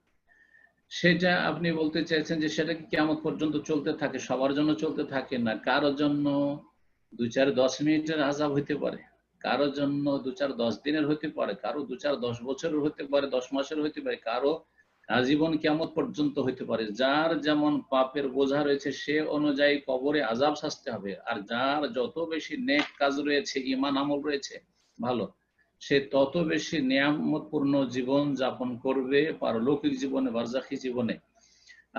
আযাব মুমিন যদি হয়, মুমিন মুসলিম হয়, আর ঈমান ভঙ্গকারী কিছু না থেকে থাকে, 5 ওয়াক্ত সালাত আদায়কারী হয়, তাহলে অস্থায়ী শাস্তি হবে, কখনো স্থায়ী শাস্তি হবে না। অস্থায়ী শাস্তি হবে, স্থায়ী শাস্তি ইনশাআল্লাহ তাআলা হবে না। আর কবরে শাস্তি হয়ে যদি মাফ হয়ে যায় আর তার মোচন হয়ে যায়, তাহলে আর জাহান্নামে আল্লাহ ডবল শাস্তি দেবেন না। তবে যাদের অনেক পাপ রয়েছে তাদের কবরের আযাবের পরে জাহান্নামেও যেতে হবে অস্থায়ী ভাবে, যদিও তারা মুসলিম, কিন্তু অনেক পাপের কারণে। বাকি যে দ্বিতীয় প্রশ্নটি করলেন সেটা হচ্ছে যে আমি শহীদি মৃত্যু চাইতে পারবো কিনা। হ্যাঁ, শহীদি মৃত্যু চাইতে পারবেন। ওমর রাদিয়াল্লাহু তাআলা আনহু দোয়া করতেন যে আল্লাহুম্মা রযুকনি শাহাদাতান ফি সাবিলিক ওয়াজআল মাউতি ফি বালাদি রাসূলিক। দুটো দোয়া করতেন, আল্লাহ আমাকে তোমার রাস্তায় শাহাদাত দান করো এবং আমার মৃত্যুটা তোমার নবীর শহরে দাও। তো সাহাবীরা অবাক হইতেন যে আমিরুল মুমিনিন এমন দোয়া করছেন যে মদিনায় তিনি শাহাদাত চাইছেন, শাহাদাতও চাইছে, শাহাদাতের মর্যাদা, আবার মদিনাতে তিনি মৃত্যু চাইছেন। এটা কেমন করা হয়? মদিনা তো দারুল ইসলাম, এখানে কোত্থেকে জিয়াদ হবে? শাহাদাত চাইলে তাহলে রণক্ষেত্রে আপনার বর্ডারে যেতে হবে, কাফেরদের বর্ডারে যেতে হবে। হ্যাঁ, তো এইখানে থেকে মদিনা থেকে শাহাদাত চাইছেন, এটা তো অসাধারণ কথা, এটা কল্পনার বাইরে, কল্পনা করতে পারেননি। কিন্তু কিভাবে তার দোয়া কবুল হচ্ছে যে অগ্নি পূজক ইরানি খবিস আবু লুলু ফেরোজ, এই জন্য ফেরোজ বা ফিরোজ নামটি মুসলিম বাঙালিরা রাখে বা পাকিস্তানিরা রাখে, রাখা যায়, বা ইন্ডিয়ানরা রাখে, জায়েজ নয়। কারণ এই খবিস, আল্লাহর অভিশপ্ত, এই নামটি অভিশপ্ত না। আর এরা হচ্ছে ইসলামের দুশমন, আর আজ পর্যন্ত এদের ইসলাম আর তাওহীদ সুন্নাতের দুশমনী চলে আসছে ইরান থেকে। তো কথা হচ্ছে যে কিভাবে দোয়াটি কবুল হলো? দোয়া করেছেন শাহাদাতের, তাহলে শাহাদাত চাইতে পারবেন। আর মদিনায় তিনি মওত চেয়েছেন, সেটাও চাইতে পারবেন। ওমর রাদিয়াল্লাহু তাআলা আনহু আদর্শ সুন্নাত থেকে প্রমাণিত হইল। কিন্তু মানুষ কখনো তাড়াতাড়ি মওত চাইবে না, সব সময় চাইবে যে আল্লাহ আমাকে সুস্থতার সাথে আর ঈমান নেক আমলের সাথে দীর্ঘায়িত করো, যাতে করে আমল বৃদ্ধি পায়। কারণ নেক জীবন যদি আপনি লম্বা পান তো অনেক আমল নিয়ে আল্লাহ রাব্বুল আলামিনের কাছে যেতে পারবেন। সুতরাং ধরেন 2 বছর পরে আপনি হজে আসছেন, আর বলবেন যে আল্লাহ আমাকে হজে মৃত্যু দিয়ে দিও, না না না, মোটেই না, এটা বলবেন না যে এই হজে আমাকে মৃত্যু দিয়ে দিও। মৃত্যু আপনি কাছাকাছি সময়ে চাইছেন না, মৃত্যু চাওয়া জায়েজ নয়, রাসূলুল্লাহ সাল্লাল্লাহু আলাইহি ওয়াসাল্লাম নিষেধ করেছেন। তবে এক সময় মরতে হবে, যখন মৃত্যু আমার হবে, আল্লাহ তোমার ফয়সালা, তখন তুমি আমাকে মদিনায় মওত দান করিও, বা হজের অবস্থা আমাকে মওত দান করিও, অথবা মক্কাতুল মুকাররমায় মওত দান করিও, চাইলে কোনো অসুবিধা নেই। জিজ্ঞেস করেছেন যে মদিনায় যদি আমার দাফন হয় বাকিতে, বাকির কবরস্থান, কিন্তু ওটাকে আমাদের দেশের লোক জান্নাতুল বাকি বলে। জান্নাতুল বাকি বলা বিদআত, কারণ জান্নাতুল বাকি বললে মুসলিমদের বিদআতি এটি টার্ম। প্রথম কথা, এই টার্ম সাহাবায়ে কেরামদের সালাফদের শেখানো নয়। আর এটি জান্নাত নয় যে এই বাকিতে দাফন হলে জান্নাত চলে যাবে, এই সেন্সটা চলে আসবে যে মদিনায় যদি মওত হয়ে যায় খালি ফাসিকের যদি মত হয়ে যায়, বেনামাজির মত হয়ে যায়, শিরকি কুফরি আকীদার রাফিজি শিয়া আকীদার লোকের যদি মদিনা মত হয়ে যায়, তাহলে কি জান্নাত পাবে? কখনো জান্নাত পাবে না। তো কথা হচ্ছে যে সহি আকীদা নিয়ে আর তারপরে 5 ওয়াক্ত সালাত নিয়ে যদি মদিনায় মৃত্যু হয়, তাহলে রাসূলুল্লাহ সাল্লাল্লাহু আলাইহি সাল্লাম শাফাআত করবেন, সুপারিশ করবেন। জি, কিন্তু কোন জমিন মানুষকে পাক করতে পারে না। মানুষকে পাক পবিত্র করবে জাহান্নাম থেকে তার ঈমান এবং সৎ আমল, তাওহীদ ভিত্তিক এবং সুন্নাহ ভিত্তিক। আল্লাহ রাব্বুল আলামিন যেন তৌফিক দান করেন। মৃত্যু যদি চাইতে হয় কষ্টের সময়, তাহলে একটি দোয়া সহিহ মুসলিমে রয়েছে, আল্লাহুম্মা, হে আল্লাহ, তুমি, নবী সাল্লাল্লাহু আলাইহি ওয়াসাল্লাম বলেছেন, লা ইয়াতামান্নায়ান্না আহাদুম মিনকুমুল মাউতা লিযুররিন নাযালা বিহি, কারো বিপদ আপদের জন্য বা অসুস্থতার কারণে যেন মৃত্যুর আকাঙ্ক্ষা না করে। ফাইন কানা লাবুদ্দা ফাইলান, যদি অবশ্যই মৃত্যু চাইতে হয়, তাহলে বলবে আল্লাহুম্মা ইন কানাতিল হায়াতু খায়রাল লি, আল্লাহুম্মা, নবী সাল্লাল্লাহু আলাইহি ওয়াসাল্লাম, যেটার অর্থ হচ্ছে যে হে আল্লাহ, যদি আমার জন্য হায়াতটা কল্যাণ হয় তো আমাকে হায়াত দান কর, আর যদি আমার জন্য মওতটা কল্যাণ যখন হবে, ওয়াতাওয়াফানি ইযা কানাতিল ওয়াফাতু খায়রাল, আমাকে ইন্তেকাল দান করো বা মৃত্যু দান করো যখন আমার জন্য মৃত্যু বরণ করাটা কল্যাণ করা হবে। তো আশা করি বুঝতে পেরেছেন, তাড়াতাড়ি করে কখনো মৃত্যু একজন মানুষ চাইবে না। জাযাকুমুল্লাহ। বারাকাল্লাহু ফিকুম। এ পর্যায়ে প্রশ্ন করবেন আব্দুল্লাহ জামান, আপনি প্রশ্ন করুন। আসসালামু আলাইকুম ওয়া রাহমাতুল্লাহি ওয়া বারাকাতুহু। আমি আব্দুল্লাহ জামান আবুধাবি থেকে বলছি। মাশাআল্লাহ, বলেন জামাল ভাই। কেমন আছেন শেখ? আলহামদুলিল্লাহ, আলহামদুলিল্লাহ, বলেন। প্রথমত ধন্যবাদ জানাই, শুকরিয়া জ্ঞাপন করি আল্লাহর, এবং শুকরিয়া পাশাপাশি শুকরিয়া আদায় করতেছি আপনার যে বুখারীর দার্সটা আবারও চালু করার জন্য। এটা যেন কন্টিনিউ করতে পারেন। আল্লাহ আপনার ইলমে বরকত দান করুক এবং হায়াতে বরকত দান করুক। আমিন। যদিও গত সপ্তাহে সাউন্ডের কিছু সমস্যা হয়েছিল লাইভে, এর আগের থেকে ভালো ছিল ইনশাআল্লাহ। আসলে ইনশাআল্লাহ। অনেকে তো অনুরোধ থাকবে এই বুখারীর দার্সটা যেন কন্টিনিউ লাইভে দেখানো হয়, বিশেষ করে আমরা যারা সরাসরি আপনার দার্সে উপস্থিত হতে পারি না, তারা কিছুটা হলে যেন উপকৃত হতে পারি। আল্লাহ আপনাকে হায়াতে তৈয়বা দান করুক। আমিন।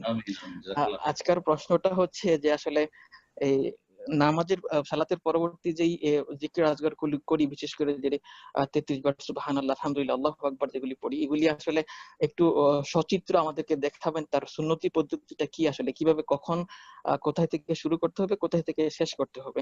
এক একজন এক এক নিয়মে করতে দেখছি আর কি। কেউ আমাদের হাতে তো ডান হাতে যদি আমরা শুরু করি, তাহলে ডান হাতের যে কড়া আছে সেগুলি হাতের মানে একদম অগ্রভাগ সহ হিসাব করলে 19টা পায় আর কি। আমার হাতে 19টা আছে।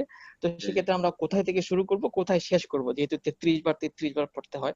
কেননা ফেসবুকে একটা পোস্ট এরকম আমাদের দিনী ভাইরা শেয়ার করছিল, সেটা হচ্ছিল যে একেবারেই 33 বার শেষ করে ফেলবে। সেটা হলো কি, প্রত্যেক উঙ্গলির ডান পাশে একবার, বাম পাশে একবার, মানে আমাদের হাতের যেই কড়াগুলো আছে, এইভাবে হিসাব করলে 33 বার একেবারে শেষ হয়ে যায়। এটা কি সুন্নতি পদ্ধতি কিনা, বা সুন্নতি পদ্ধতিতে কি আমাদের আপনার হাতের সচিত্র একটু দেখাবেন সবার উদ্দেশ্যে। জাযাকাল্লাহ খাইর। আসসালামু আলাইকুম ওয়া রাহমাতুল্লাহি ওয়া বারাকাতুহু।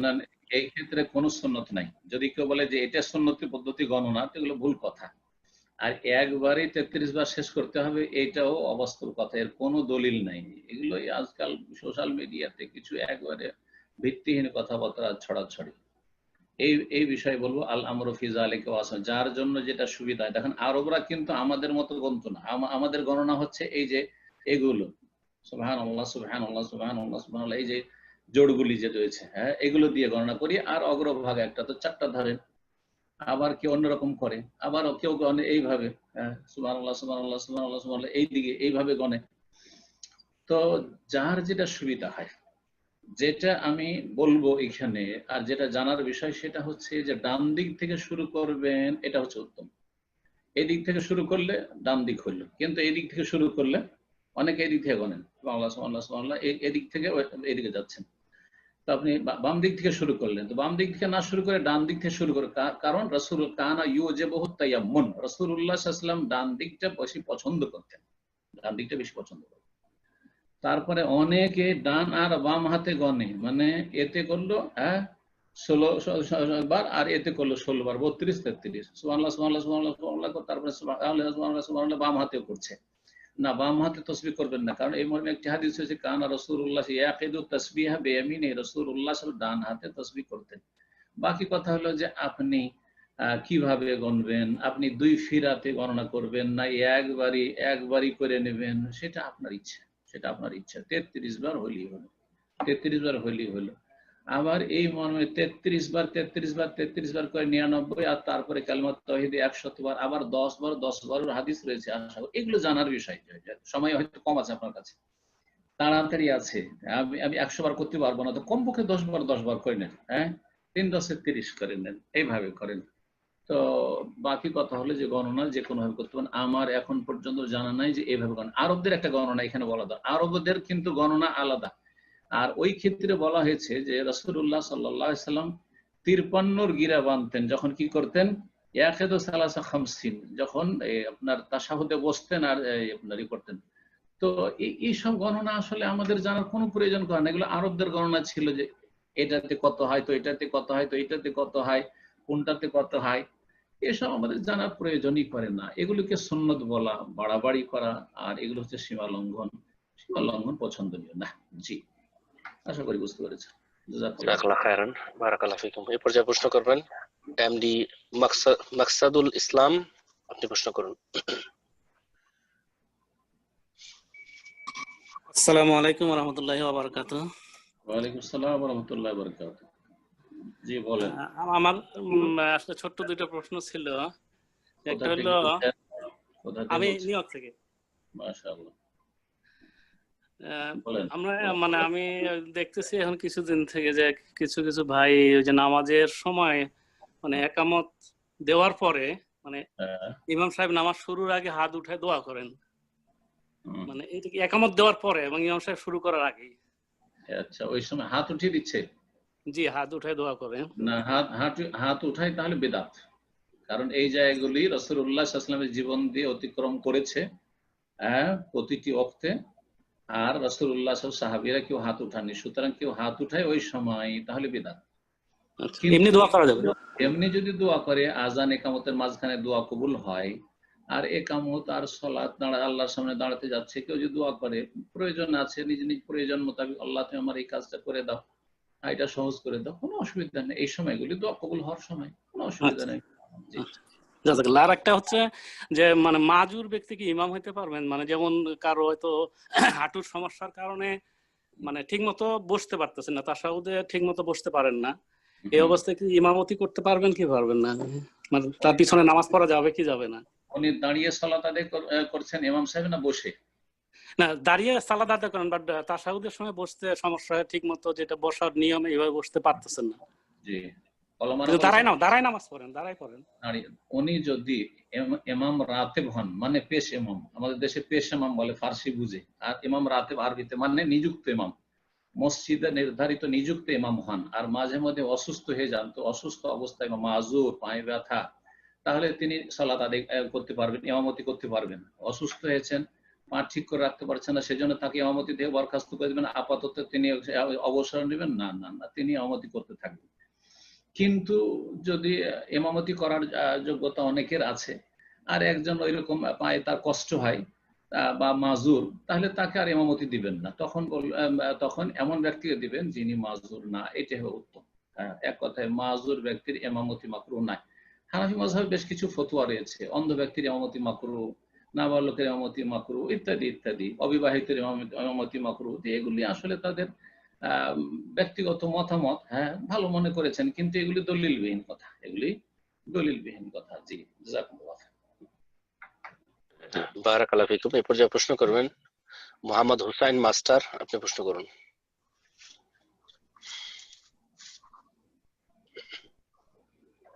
আসসালামু আলাইকুম ওয়া রাহমাতুল্লাহি ওয়া বারাকাতুহু।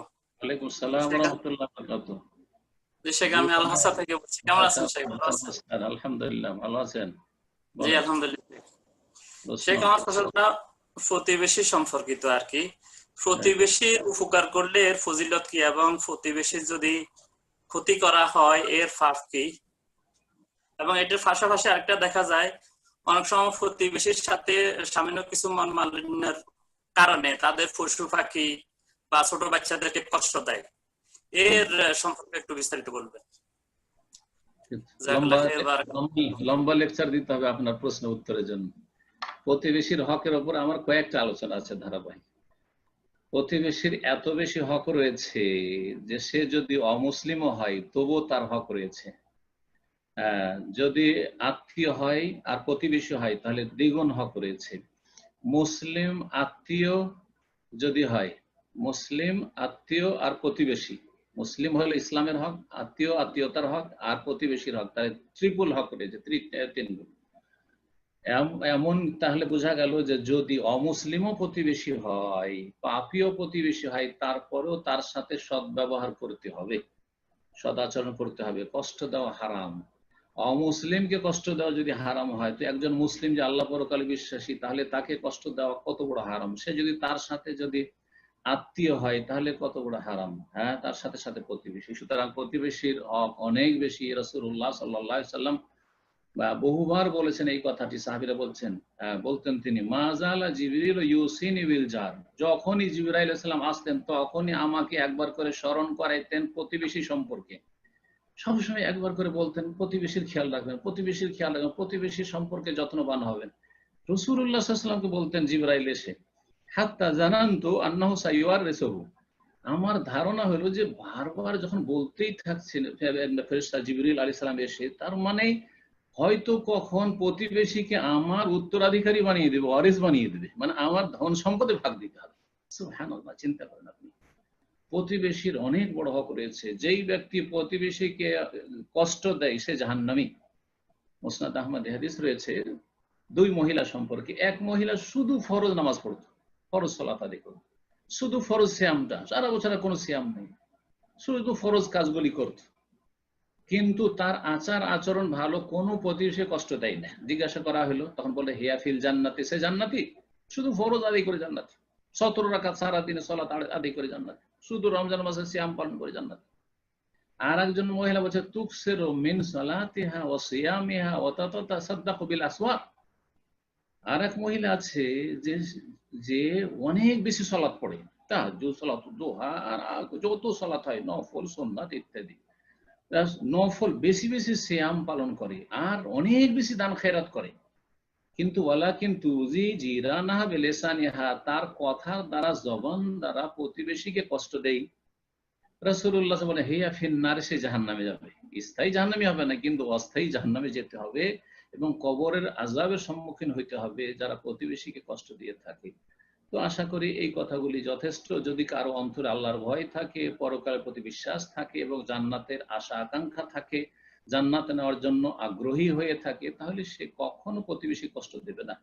প্রতিবেশীর হক অনেক বেশি। এই আর এতটাই যথেষ্ট যা বললাম। আল্লাহ যেন সবাইকে হেদায়েত। আসল হচ্ছে আমলের বিষয়, আমল করাটা হচ্ছে বড় কথা, জানে আমাদের দেশের মানুষরা, কিন্তু দুনিয়া তাদের কাছে প্রাধান্য পেয়েছে আখিরাতের উপর, যার ফলে আমল করেছেন। আল্লাহ রাব্বুল আলামিন সত্যিকার মুমিন মুসলিম বিশ্বাসী হওয়ার তৌফিক দান করেন।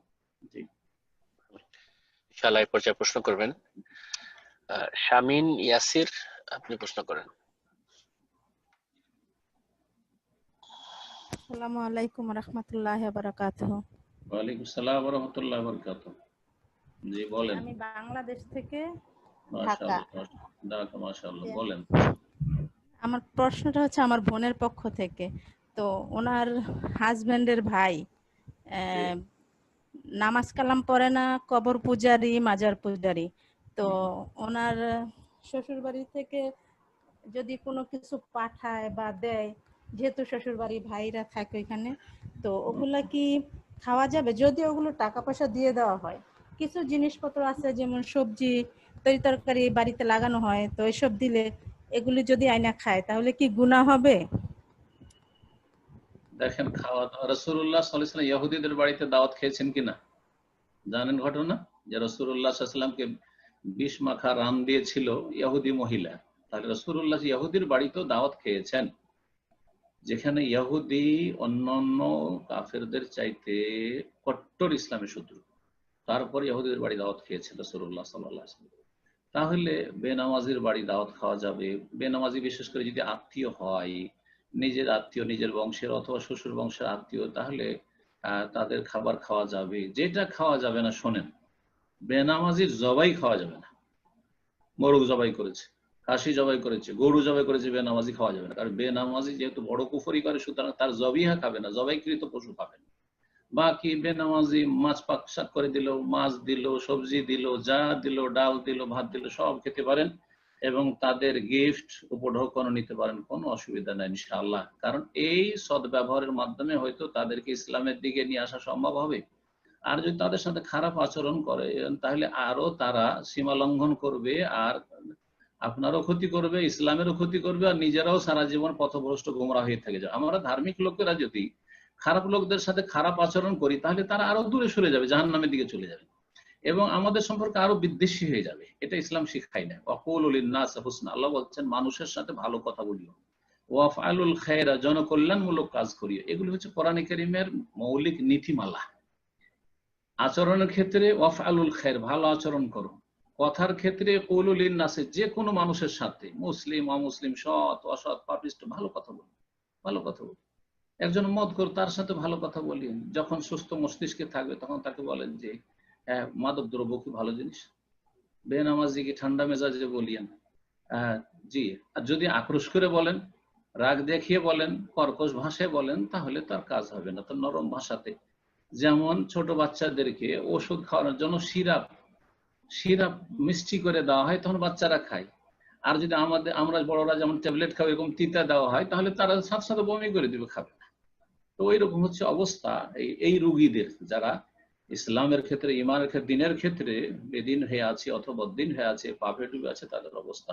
এক কথায় আবার বলছি যে আপনি পাপিষ্ট গুনাহগারদের খাবার খেতে পারবেন, ওই ক্ষেত্রে শুধু খাবেন না যেখানে না খেলে তাকে শাসন করা যাবে। দেবর যদি না খায় তো শাসন করা যাবে না, ভাসুর শাসন করা যাবে না, আরো জুলুম করবে। কিন্তু ছোট ভাই, ছোট বোন নামাজ পড়ে না, না তুই নামাজ না পড়লে তোর খাবার খাবো না, তোর সবজি নেবো না, তোর গিফট নেবো না, এতে যদি দেখা যায় যে শাসন করা যাবে তাহলে তখন শাসন করবে। আশা করি এই বিষয়টা বুঝতে পেরেছেন। জাযাকাল্লাহ খায়রান। তো এই পর্যায়ে প্রশ্ন করবেন আব্দুল হান্নান, আপনি প্রশ্ন করুন।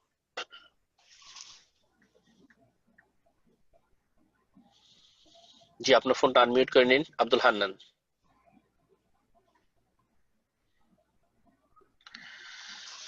সম্ভবত সিস্টেমটা বুঝতে পারছেন না, তো ইনশাআল্লাহ আমরা পরবর্তীতে আপনাকে আবারও সুযোগ করে দেব। আসসালামু আলাইকুম। আসসালামু আলাইকুম ওয়া রাহমাতুল্লাহ। আসসালামু রাহমাতুল্লাহি ওয়া বারাকাতুহু। আব্দুল হান্নান থেকে নিউ ইয়র্ক। শেখ কেমন আছেন আপনি? আলহামদুলিল্লাহ। আপনি তো এসেছিলেন তাই না? মাশাআল্লাহ। জি শেখ, আলহামদুলিল্লাহ। শেখ, আমার একটা প্রশ্ন, যে আমাদের দেশে বিশেষ করে আমাদের সমাজে বাবা মারা যে সন্তানরা একটু বেশি সংসারের জন্য শ্রম দেয় বা সংসারের জন্য বেশি এফোর্ট দেয়, দেখা যায় সম্পত্তির কিছু বেশি অংশ তাকে দিয়ে যায়, বা যে সন্তানটা একটু দুর্বল, মনে করে অন্যান্য ছেলেরা তো ভালো আছে, এই ছেলেটা আমার দুর্বল, এর কিছু বেশি সম্পত্তি দিয়ে যায়। তো এখন বাবা মা মারা যাওয়ার পরে ওই যে ভাইকে বা যে সন্তানকে বেশি সম্পত্তি দিয়ে গেল, তার কি কিছু করণীয় আছে, বা সে কি ওই জন্য কোনো দায়িত্ব নিবে বা গুনাহগার হবে? যদি সম্মতি থাকে তো কোনো অসুবিধা নেই। অন্য যারা হকদার রয়েছে, ওয়ারিসিন উত্তরাধিকারী, তাদের যদি সম্মতিতে হয় তো কোনো অসুবিধা নেই। একজন ভাই লেখাপড়া করতে পারেনি বা অসুস্থ, কাজকর্ম করতে পারে না, তাকে আমরা সবাই মিলে দিয়ে দিলাম, তোমাকে একটু বেশি দিলাম, বা আমার আব্বা বলে গেছে ওইটি করলাম, কোনো অসুবিধা নেই। কিন্তু সবার সম্মতিতে হইতে হবে। একজন ভাই সংসারে বেশি খরচ করেছে, বরং অনেক সময় আমাদের দেশে তো উল্টো পাল্টা কাজ, পারিবারিক ক্ষেত্রে একটা ছেলে ইনকাম করে প্রবাসে থেকে সব বাবার নামে করেছে, মায়ের নামে করেছে, আর সারা জীবনটা ওই করতে করতে চলে গেছে, আর ছোট ভাইগুলো সব ফ্রি সব ভাগ পেল, সব ওরা কোনো অবদান তাদের সংসারে নেই। তাহলে বাপ যদি বলে যে আমার বড় ছেলে বা অমুক ছেলে বেশি ইনভেস্ট করেছে, বেশি আমাদের সংসারে খরচ করেছে, সুতরাং তাদেরকে 10 বিঘা দেবো, তোমাদেরকে 5 বিঘা, অসুবিধা নেই, কারণ সেটা নিজে থেকে অবিচার করছেন, বরং এটা হচ্ছে আসল বিচার, এটা হচ্ছে আসল বিচার। কিন্তু অবিচার কোনটা?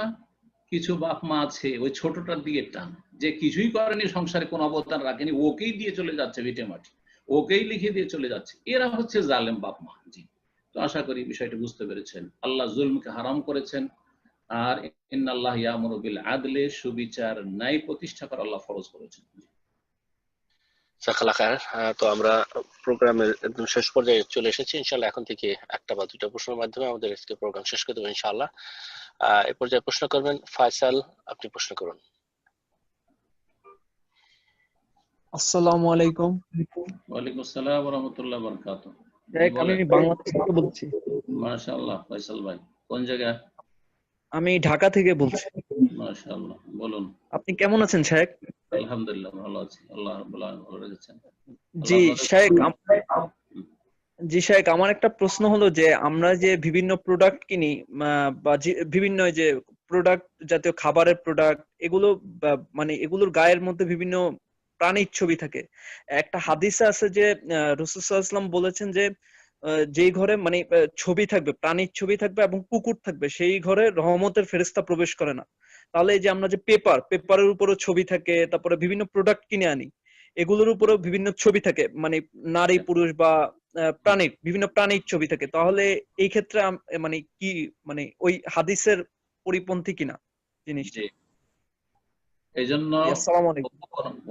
কোন মুসলিমের বাড়িতে এই জন্য কুকুর পোষা জায়েজ নাই, কারণ যে বাড়িতে কুকুর থাকে সেই বাড়িতে রহমতের ফেরেশতা প্রবেশ করে না। যেই বাড়িতে ছবি থাকে, প্রকাশ্যে ছবি থাকে, সেই বাড়িতে রহমতের ফেরেশতা প্রবেশ করে না। এই ক্ষেত্রে আমরা অনেক ক্ষেত্রে নিরুপায়, এইসব পণ্যগুলি কিনে নিয়ে আসতে হবে। হ্যাঁ, একটা তেল কিনেছেন, একটা শ্যাম্পু কিনেছেন, তার গায়ে আপনার মহিলার ছবি দেওয়া আছে, তাহলে সেটাকে সাজিয়ে টেবিলের উপর রাখবেন না, ড্রেসিং টেবিলের উপর সাজিয়ে রেখে দিয়েছেন, না, এটা জায়েজ নাই। সেটাকে খুলে ফেলে দেবেন, নষ্ট করে দেবেন। পত্র পত্রিকা যেগুলি রয়েছে সেগুলি এমন জায়গায় ফেলে রাখবেন যেটা প্রকাশ না পায়, দেয়ালে ঝুলিয়ে রাখবেন না। হারাম কোনটি? যে টেবিলে সাজিয়ে রেখেছে ছবি, স্বামী স্ত্রীর ছবি, স্মৃতি, বিয়ের দিনের, আর তারপর এই দিনের সেই দিনের, জন্মদিনের, ছেলে মেয়েদের বিদেশে আছে তাদের ছবি ঝুলিয়ে রেখেছে, তাদের ছবি সাজিয়ে রেখেছে, এগুলো হারাম এবং এগুলিতে রহমতের ফেরেশতা আসবে না। কিন্তু পত্রিকা যদি নিচে পড়ে থাকে, লুকানো থাকে, টেবিলের তলে আছে, আপনার খাটের তলায় আছে, সোফার তলায় আছে, কোনো অসুবিধা নেই ইনশাআল্লাহ। প্রয়োজনে যদি পত্রিকা রাখার প্রয়োজন হয়, আর না হলে পত্রিকাটা পড়ে নিয়ে সেটাকে আপনি সরিয়ে দেবেন, বাড়ি থেকে সরিয়ে দেবেন। জাযাকুমুল্লাহ।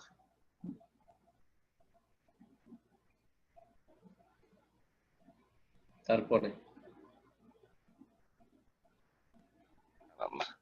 ওকে, তো ইনশাআল্লাহ এই পর্যায়ে প্রশ্ন করবেন কারিমা বেগম, আপনি প্রশ্ন করুন।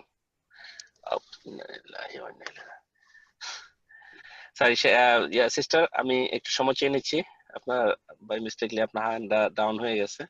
তো আমি ইনশাআল্লাহ আপনাকে এরপরে সুযোগ করে দেবো ইনশাআল্লাহ। এই পর্যায়ে প্রশ্ন করবেন মোহাম্মদ আজাদ, আপনি প্রশ্ন করুন। আসসালামু আলাইকুম শেখ। ওয়ালাইকুম আসসালাম ওয়া রাহমাতুল্লাহি ওয়া বারাকাতুহু। কেমন আছেন শেখ? জি আলহামদুলিল্লাহ। আজাদ ভাই কোত্থেকে? আলহামদুলিল্লাহ, আমি পেনসিলভেনিয়া থেকে বলছি, পেনসিলভেনিয়ার আপার ডার্বি থেকে।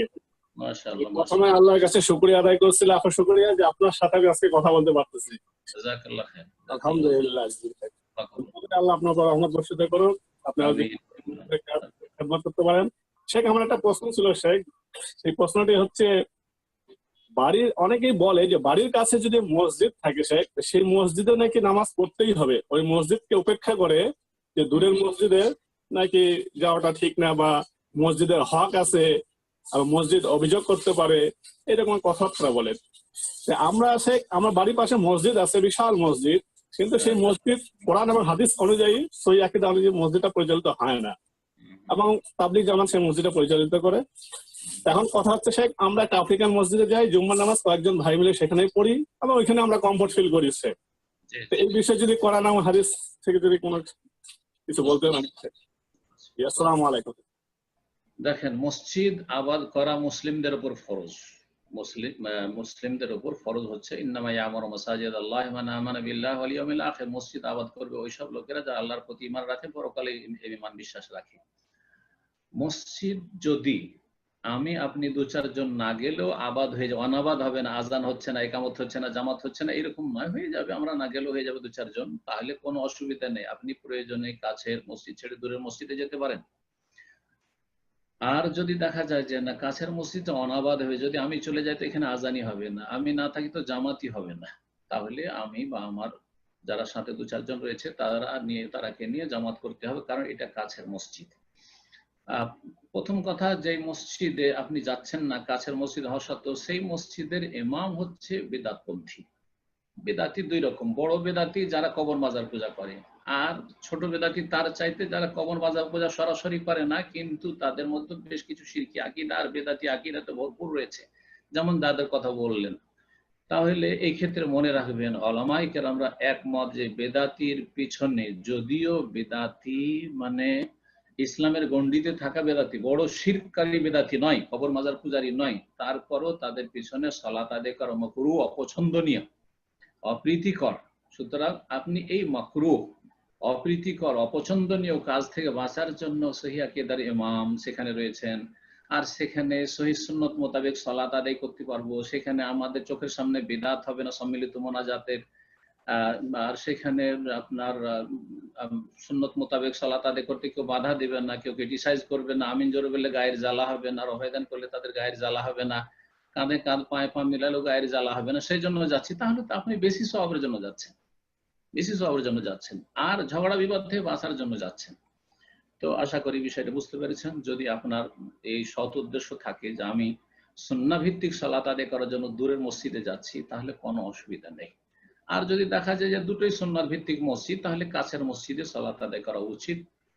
যেটা আপনার বাসার কাছে মাঝে মধ্যে কাজবশত যেতে পারেন, যেখানে যখন প্রয়োজন তখনই সালাত আদায় করে নেবেন, কিন্তু কাছের মসজিদ সেটা বেশি হক রাখে যে সেটাকে আবাদ করবেন। তবে যেখানে দেখবেন যে মুসল্লির সংখ্যা অনেক রয়েছে, তখন আর কোনো অসুবিধা নেই, যে কোনো জায়গায় আল্লাহর মসজিদে যেখানে সালাতের সময় হবে, যেখানে সুবিধা হবে সালাত আদায় করবেন, কোনো অসুবিধা নেই ইনশাআল্লাহ। জি, জাযাকাল্লাহ খায়রান। তো ইনশাআল্লাহ আজকে সর্বশেষ প্রশ্ন, কারিমা বেগম, আপনি প্রশ্ন করুন ইনশাআল্লাহ। আসসালামু আলাইকুম ওয়া রাহমাতুল্লাহ। জি, ওয়ালাইকুম আসসালাম ওয়া রাহমাতুল্লাহি ওয়া বারাকাতুহু। জি, আমি নিউ ইয়র্ক থেকে বলতেছি। আমার একটা প্রশ্ন ছিল শায়েখ, ওই আমাদের ধর্মে চাচা, মামা, ফুফু, খালা ওনারা মাহরাম হিসেবে আছে, বাট ওটা বলা হয় নাই যে সৎ চাচা, সৎ মামা, সৎ খালা, সৎ ফুফু, ওনাদের বিষয়টা মানে কি রকম একটু যদি বলতেন। আসসালামু আলাইকুম। মামা হচ্ছে মাহরাম, কথা বুঝতে পেরেছেন? চাচা হচ্ছে মাহরাম, কিন্তু খালু মাহরাম নয়, ফুফা মাহরাম নয়, দুলাভাই মাহরাম নয়, এগুলো ভালো করে মনে রাখবেন। জি, তো এখন এই যে চাচা আর মামা, এরা যে মাহরাম, অর্থাৎ তাদের সাথে স্থায়ীভাবে বিবাহ হারাম। স্থায়ীভাবে কোনো সময় নিজের মামার সাথে বিয়ে জায়েজ নয়, কোনো সময় চাচার সাথে বিয়ে জায়েজ নয়। চাচা বলতে 3 রকম চাচা বোঝায়, বরং 4 রকম বলে দিলে আরো বেশি ভালো হবে। চাচা বলতে এক চাচা হচ্ছে আপন চাচা, মা বাপ দুই দিক থেকে শরীক চাচা, আপন চাচা যেটাকে আমরা বলি। আর এক চাচা হচ্ছে বৈমাত্রীয় চাচা, সৎ চাচা। আর একটা হচ্ছে বৈপিত্রীয় চাচা, একজন বাপের দিক থেকে চাচা, একজন মায়ের দিক থেকে চাচা, বৈমাত্রীয়, বৈপিত্রীয়। এই 3 রকম চাচা, একে চাচা বলা হয়। 3 রকম মামা, আপন মামা, সৎ মামা, বৈমাত্রীয় যেটা, আর একটা বৈপিত্রীয়। এই 3 রকমের মামা হচ্ছে মাহরাম। আর এক রকমের মামা আর চাচা মাহরাম, সেটা হচ্ছে দুধ মামা আর দুধ চাচা যদি হয়। এই 4 রকম বললাম, তো আশা করি মনে রাখবেন। বাকি চাস্তো চাচা কোনো চাচা নয়, চাস্তো মামা, চাচা তো মামা কোনো মামা নয়। মামা আমাদের দেশীয় মামা, কিন্তু শারঈ ভাষায়, শরীয়তের ভাষায় মাহরাম হিসাবে মামা নয়। মামা বলেন, আমরা গোটা গ্রামের লোককে মামা চাচা বলতে থাকি, কিন্তু তারা কি মামা চাচা? ঠিক তেমনি চাচা তো মামা, চাচা তো চাচা, এর চাচা না। দেখেন, আলী রাদিয়াল্লাহু তাআলা আনহু, ফাতেমা রাদিয়াল্লাহু তাআলা আনহা কে ছিলেন?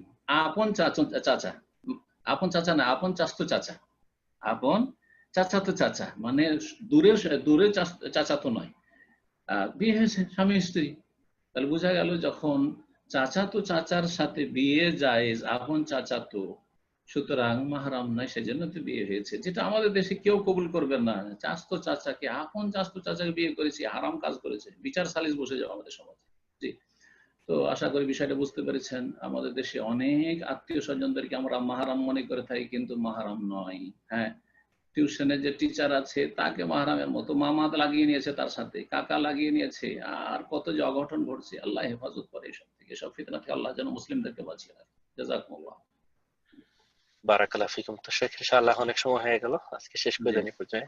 জাযাকাল্লাহু খায়রান। জাযাকুমুল্লাহ খায়র। এখানে আমাদের প্রশ্ন উত্তর পর্ব শেষ করলাম। আল্লাহ রাব্বুল আলামিন যেন আমাদেরকে সঠিক কথা বলার তৌফিক দান করেন, সঠিক কথা শোনার তৌফিক দান করেন এবং সঠিক কথার উপর আমলের তৌফিক দান করেন। যদি অনিচ্ছাকৃত কোনো ভুল ভ্রান্তি হয় আল্লাহ যেন মাফ করে দেন, এবং কোন অনিচ্ছাকৃত কোনো ভুল ভ্রান্তি হলে আল্লাহ রাব্বুল আলামিন যেন তা থেকে আপনাদেরকে বাঁচিয়ে দেন। সেই ভুলের উপর যেন আপনারা না থেকে যান। আল্লাহ আপনাদেরকে যেন সংশোধন করার তৌফিক দান করেন, আমাকেও যেন সংশোধনের তৌফিক দান করেন। শেষখানে একটু দোয়া একটু আগে বলছিলাম, কিন্তু সেই দোয়াটি তখন আসছিল না, অর্ধেকটা বলেছিলাম। সেই দোয়াটি হচ্ছে, কেউ যদি খুব অশান্তিতে থাকেন আর দুনিয়ায় বাঁচতে পারছেন না, এত বালা মুসিবত, তাহলে তখন দোয়া করে ফাইন কানা লাবুদ্দা ফাইলান, যদি করতেই হয় মৃত্যু কামনা, তাহলে বলবেন আল্লাহুম্মা আহিয়ানি মা কানাতিল হায়াতু খায়রাল্লি ওয়া তাওয়াফানি ইযা কানাতিল ওয়াফাতু খায়রাল্লি। আল্লাহ আমাকে হায়াত দান করো, আহিয়ানি মা কানাতিল হায়াতু খায়র, যতদিন পর্যন্ত আমার জন্য হায়াত বেঁচে থাকাটা কল্যাণকর, ওয়া তাওয়াফানি এবং আমাকে মৃত্যু দান করো, ইযা কানাতিল ওয়াফাতু খায়র, যখন আমার জন্য মরে যাওয়াটাই কল্যাণকর হবে। কিন্তু কেউ বলবে যে আল্লাহ আর বাঁচতে চাই না, আমি মরে যাব, আল্লাহ আমাকে মৃত্যু দাও, আল্লাহ কেমন মরণ আসে না, এগুলি হারাম, জায়েজ নয়। এখানে আলোচনা শেষ করছি। সুবহানাকা আল্লাহুম্মা বিহামদিকা আশহাদু আল্লা ইলাহা ইল্লা আনতা আস্তাগফিরুকা ওয়া আতুবু ইলাইক। সুবহানা রাব্বিকা রাব্বিল ইজ্জাতি আম্মা ইয়াসিফুন ওয়া সালামুন আলাল মুরসালিন ওয়ালহামদুলিল্লাহি রাব্বিল আলামিন।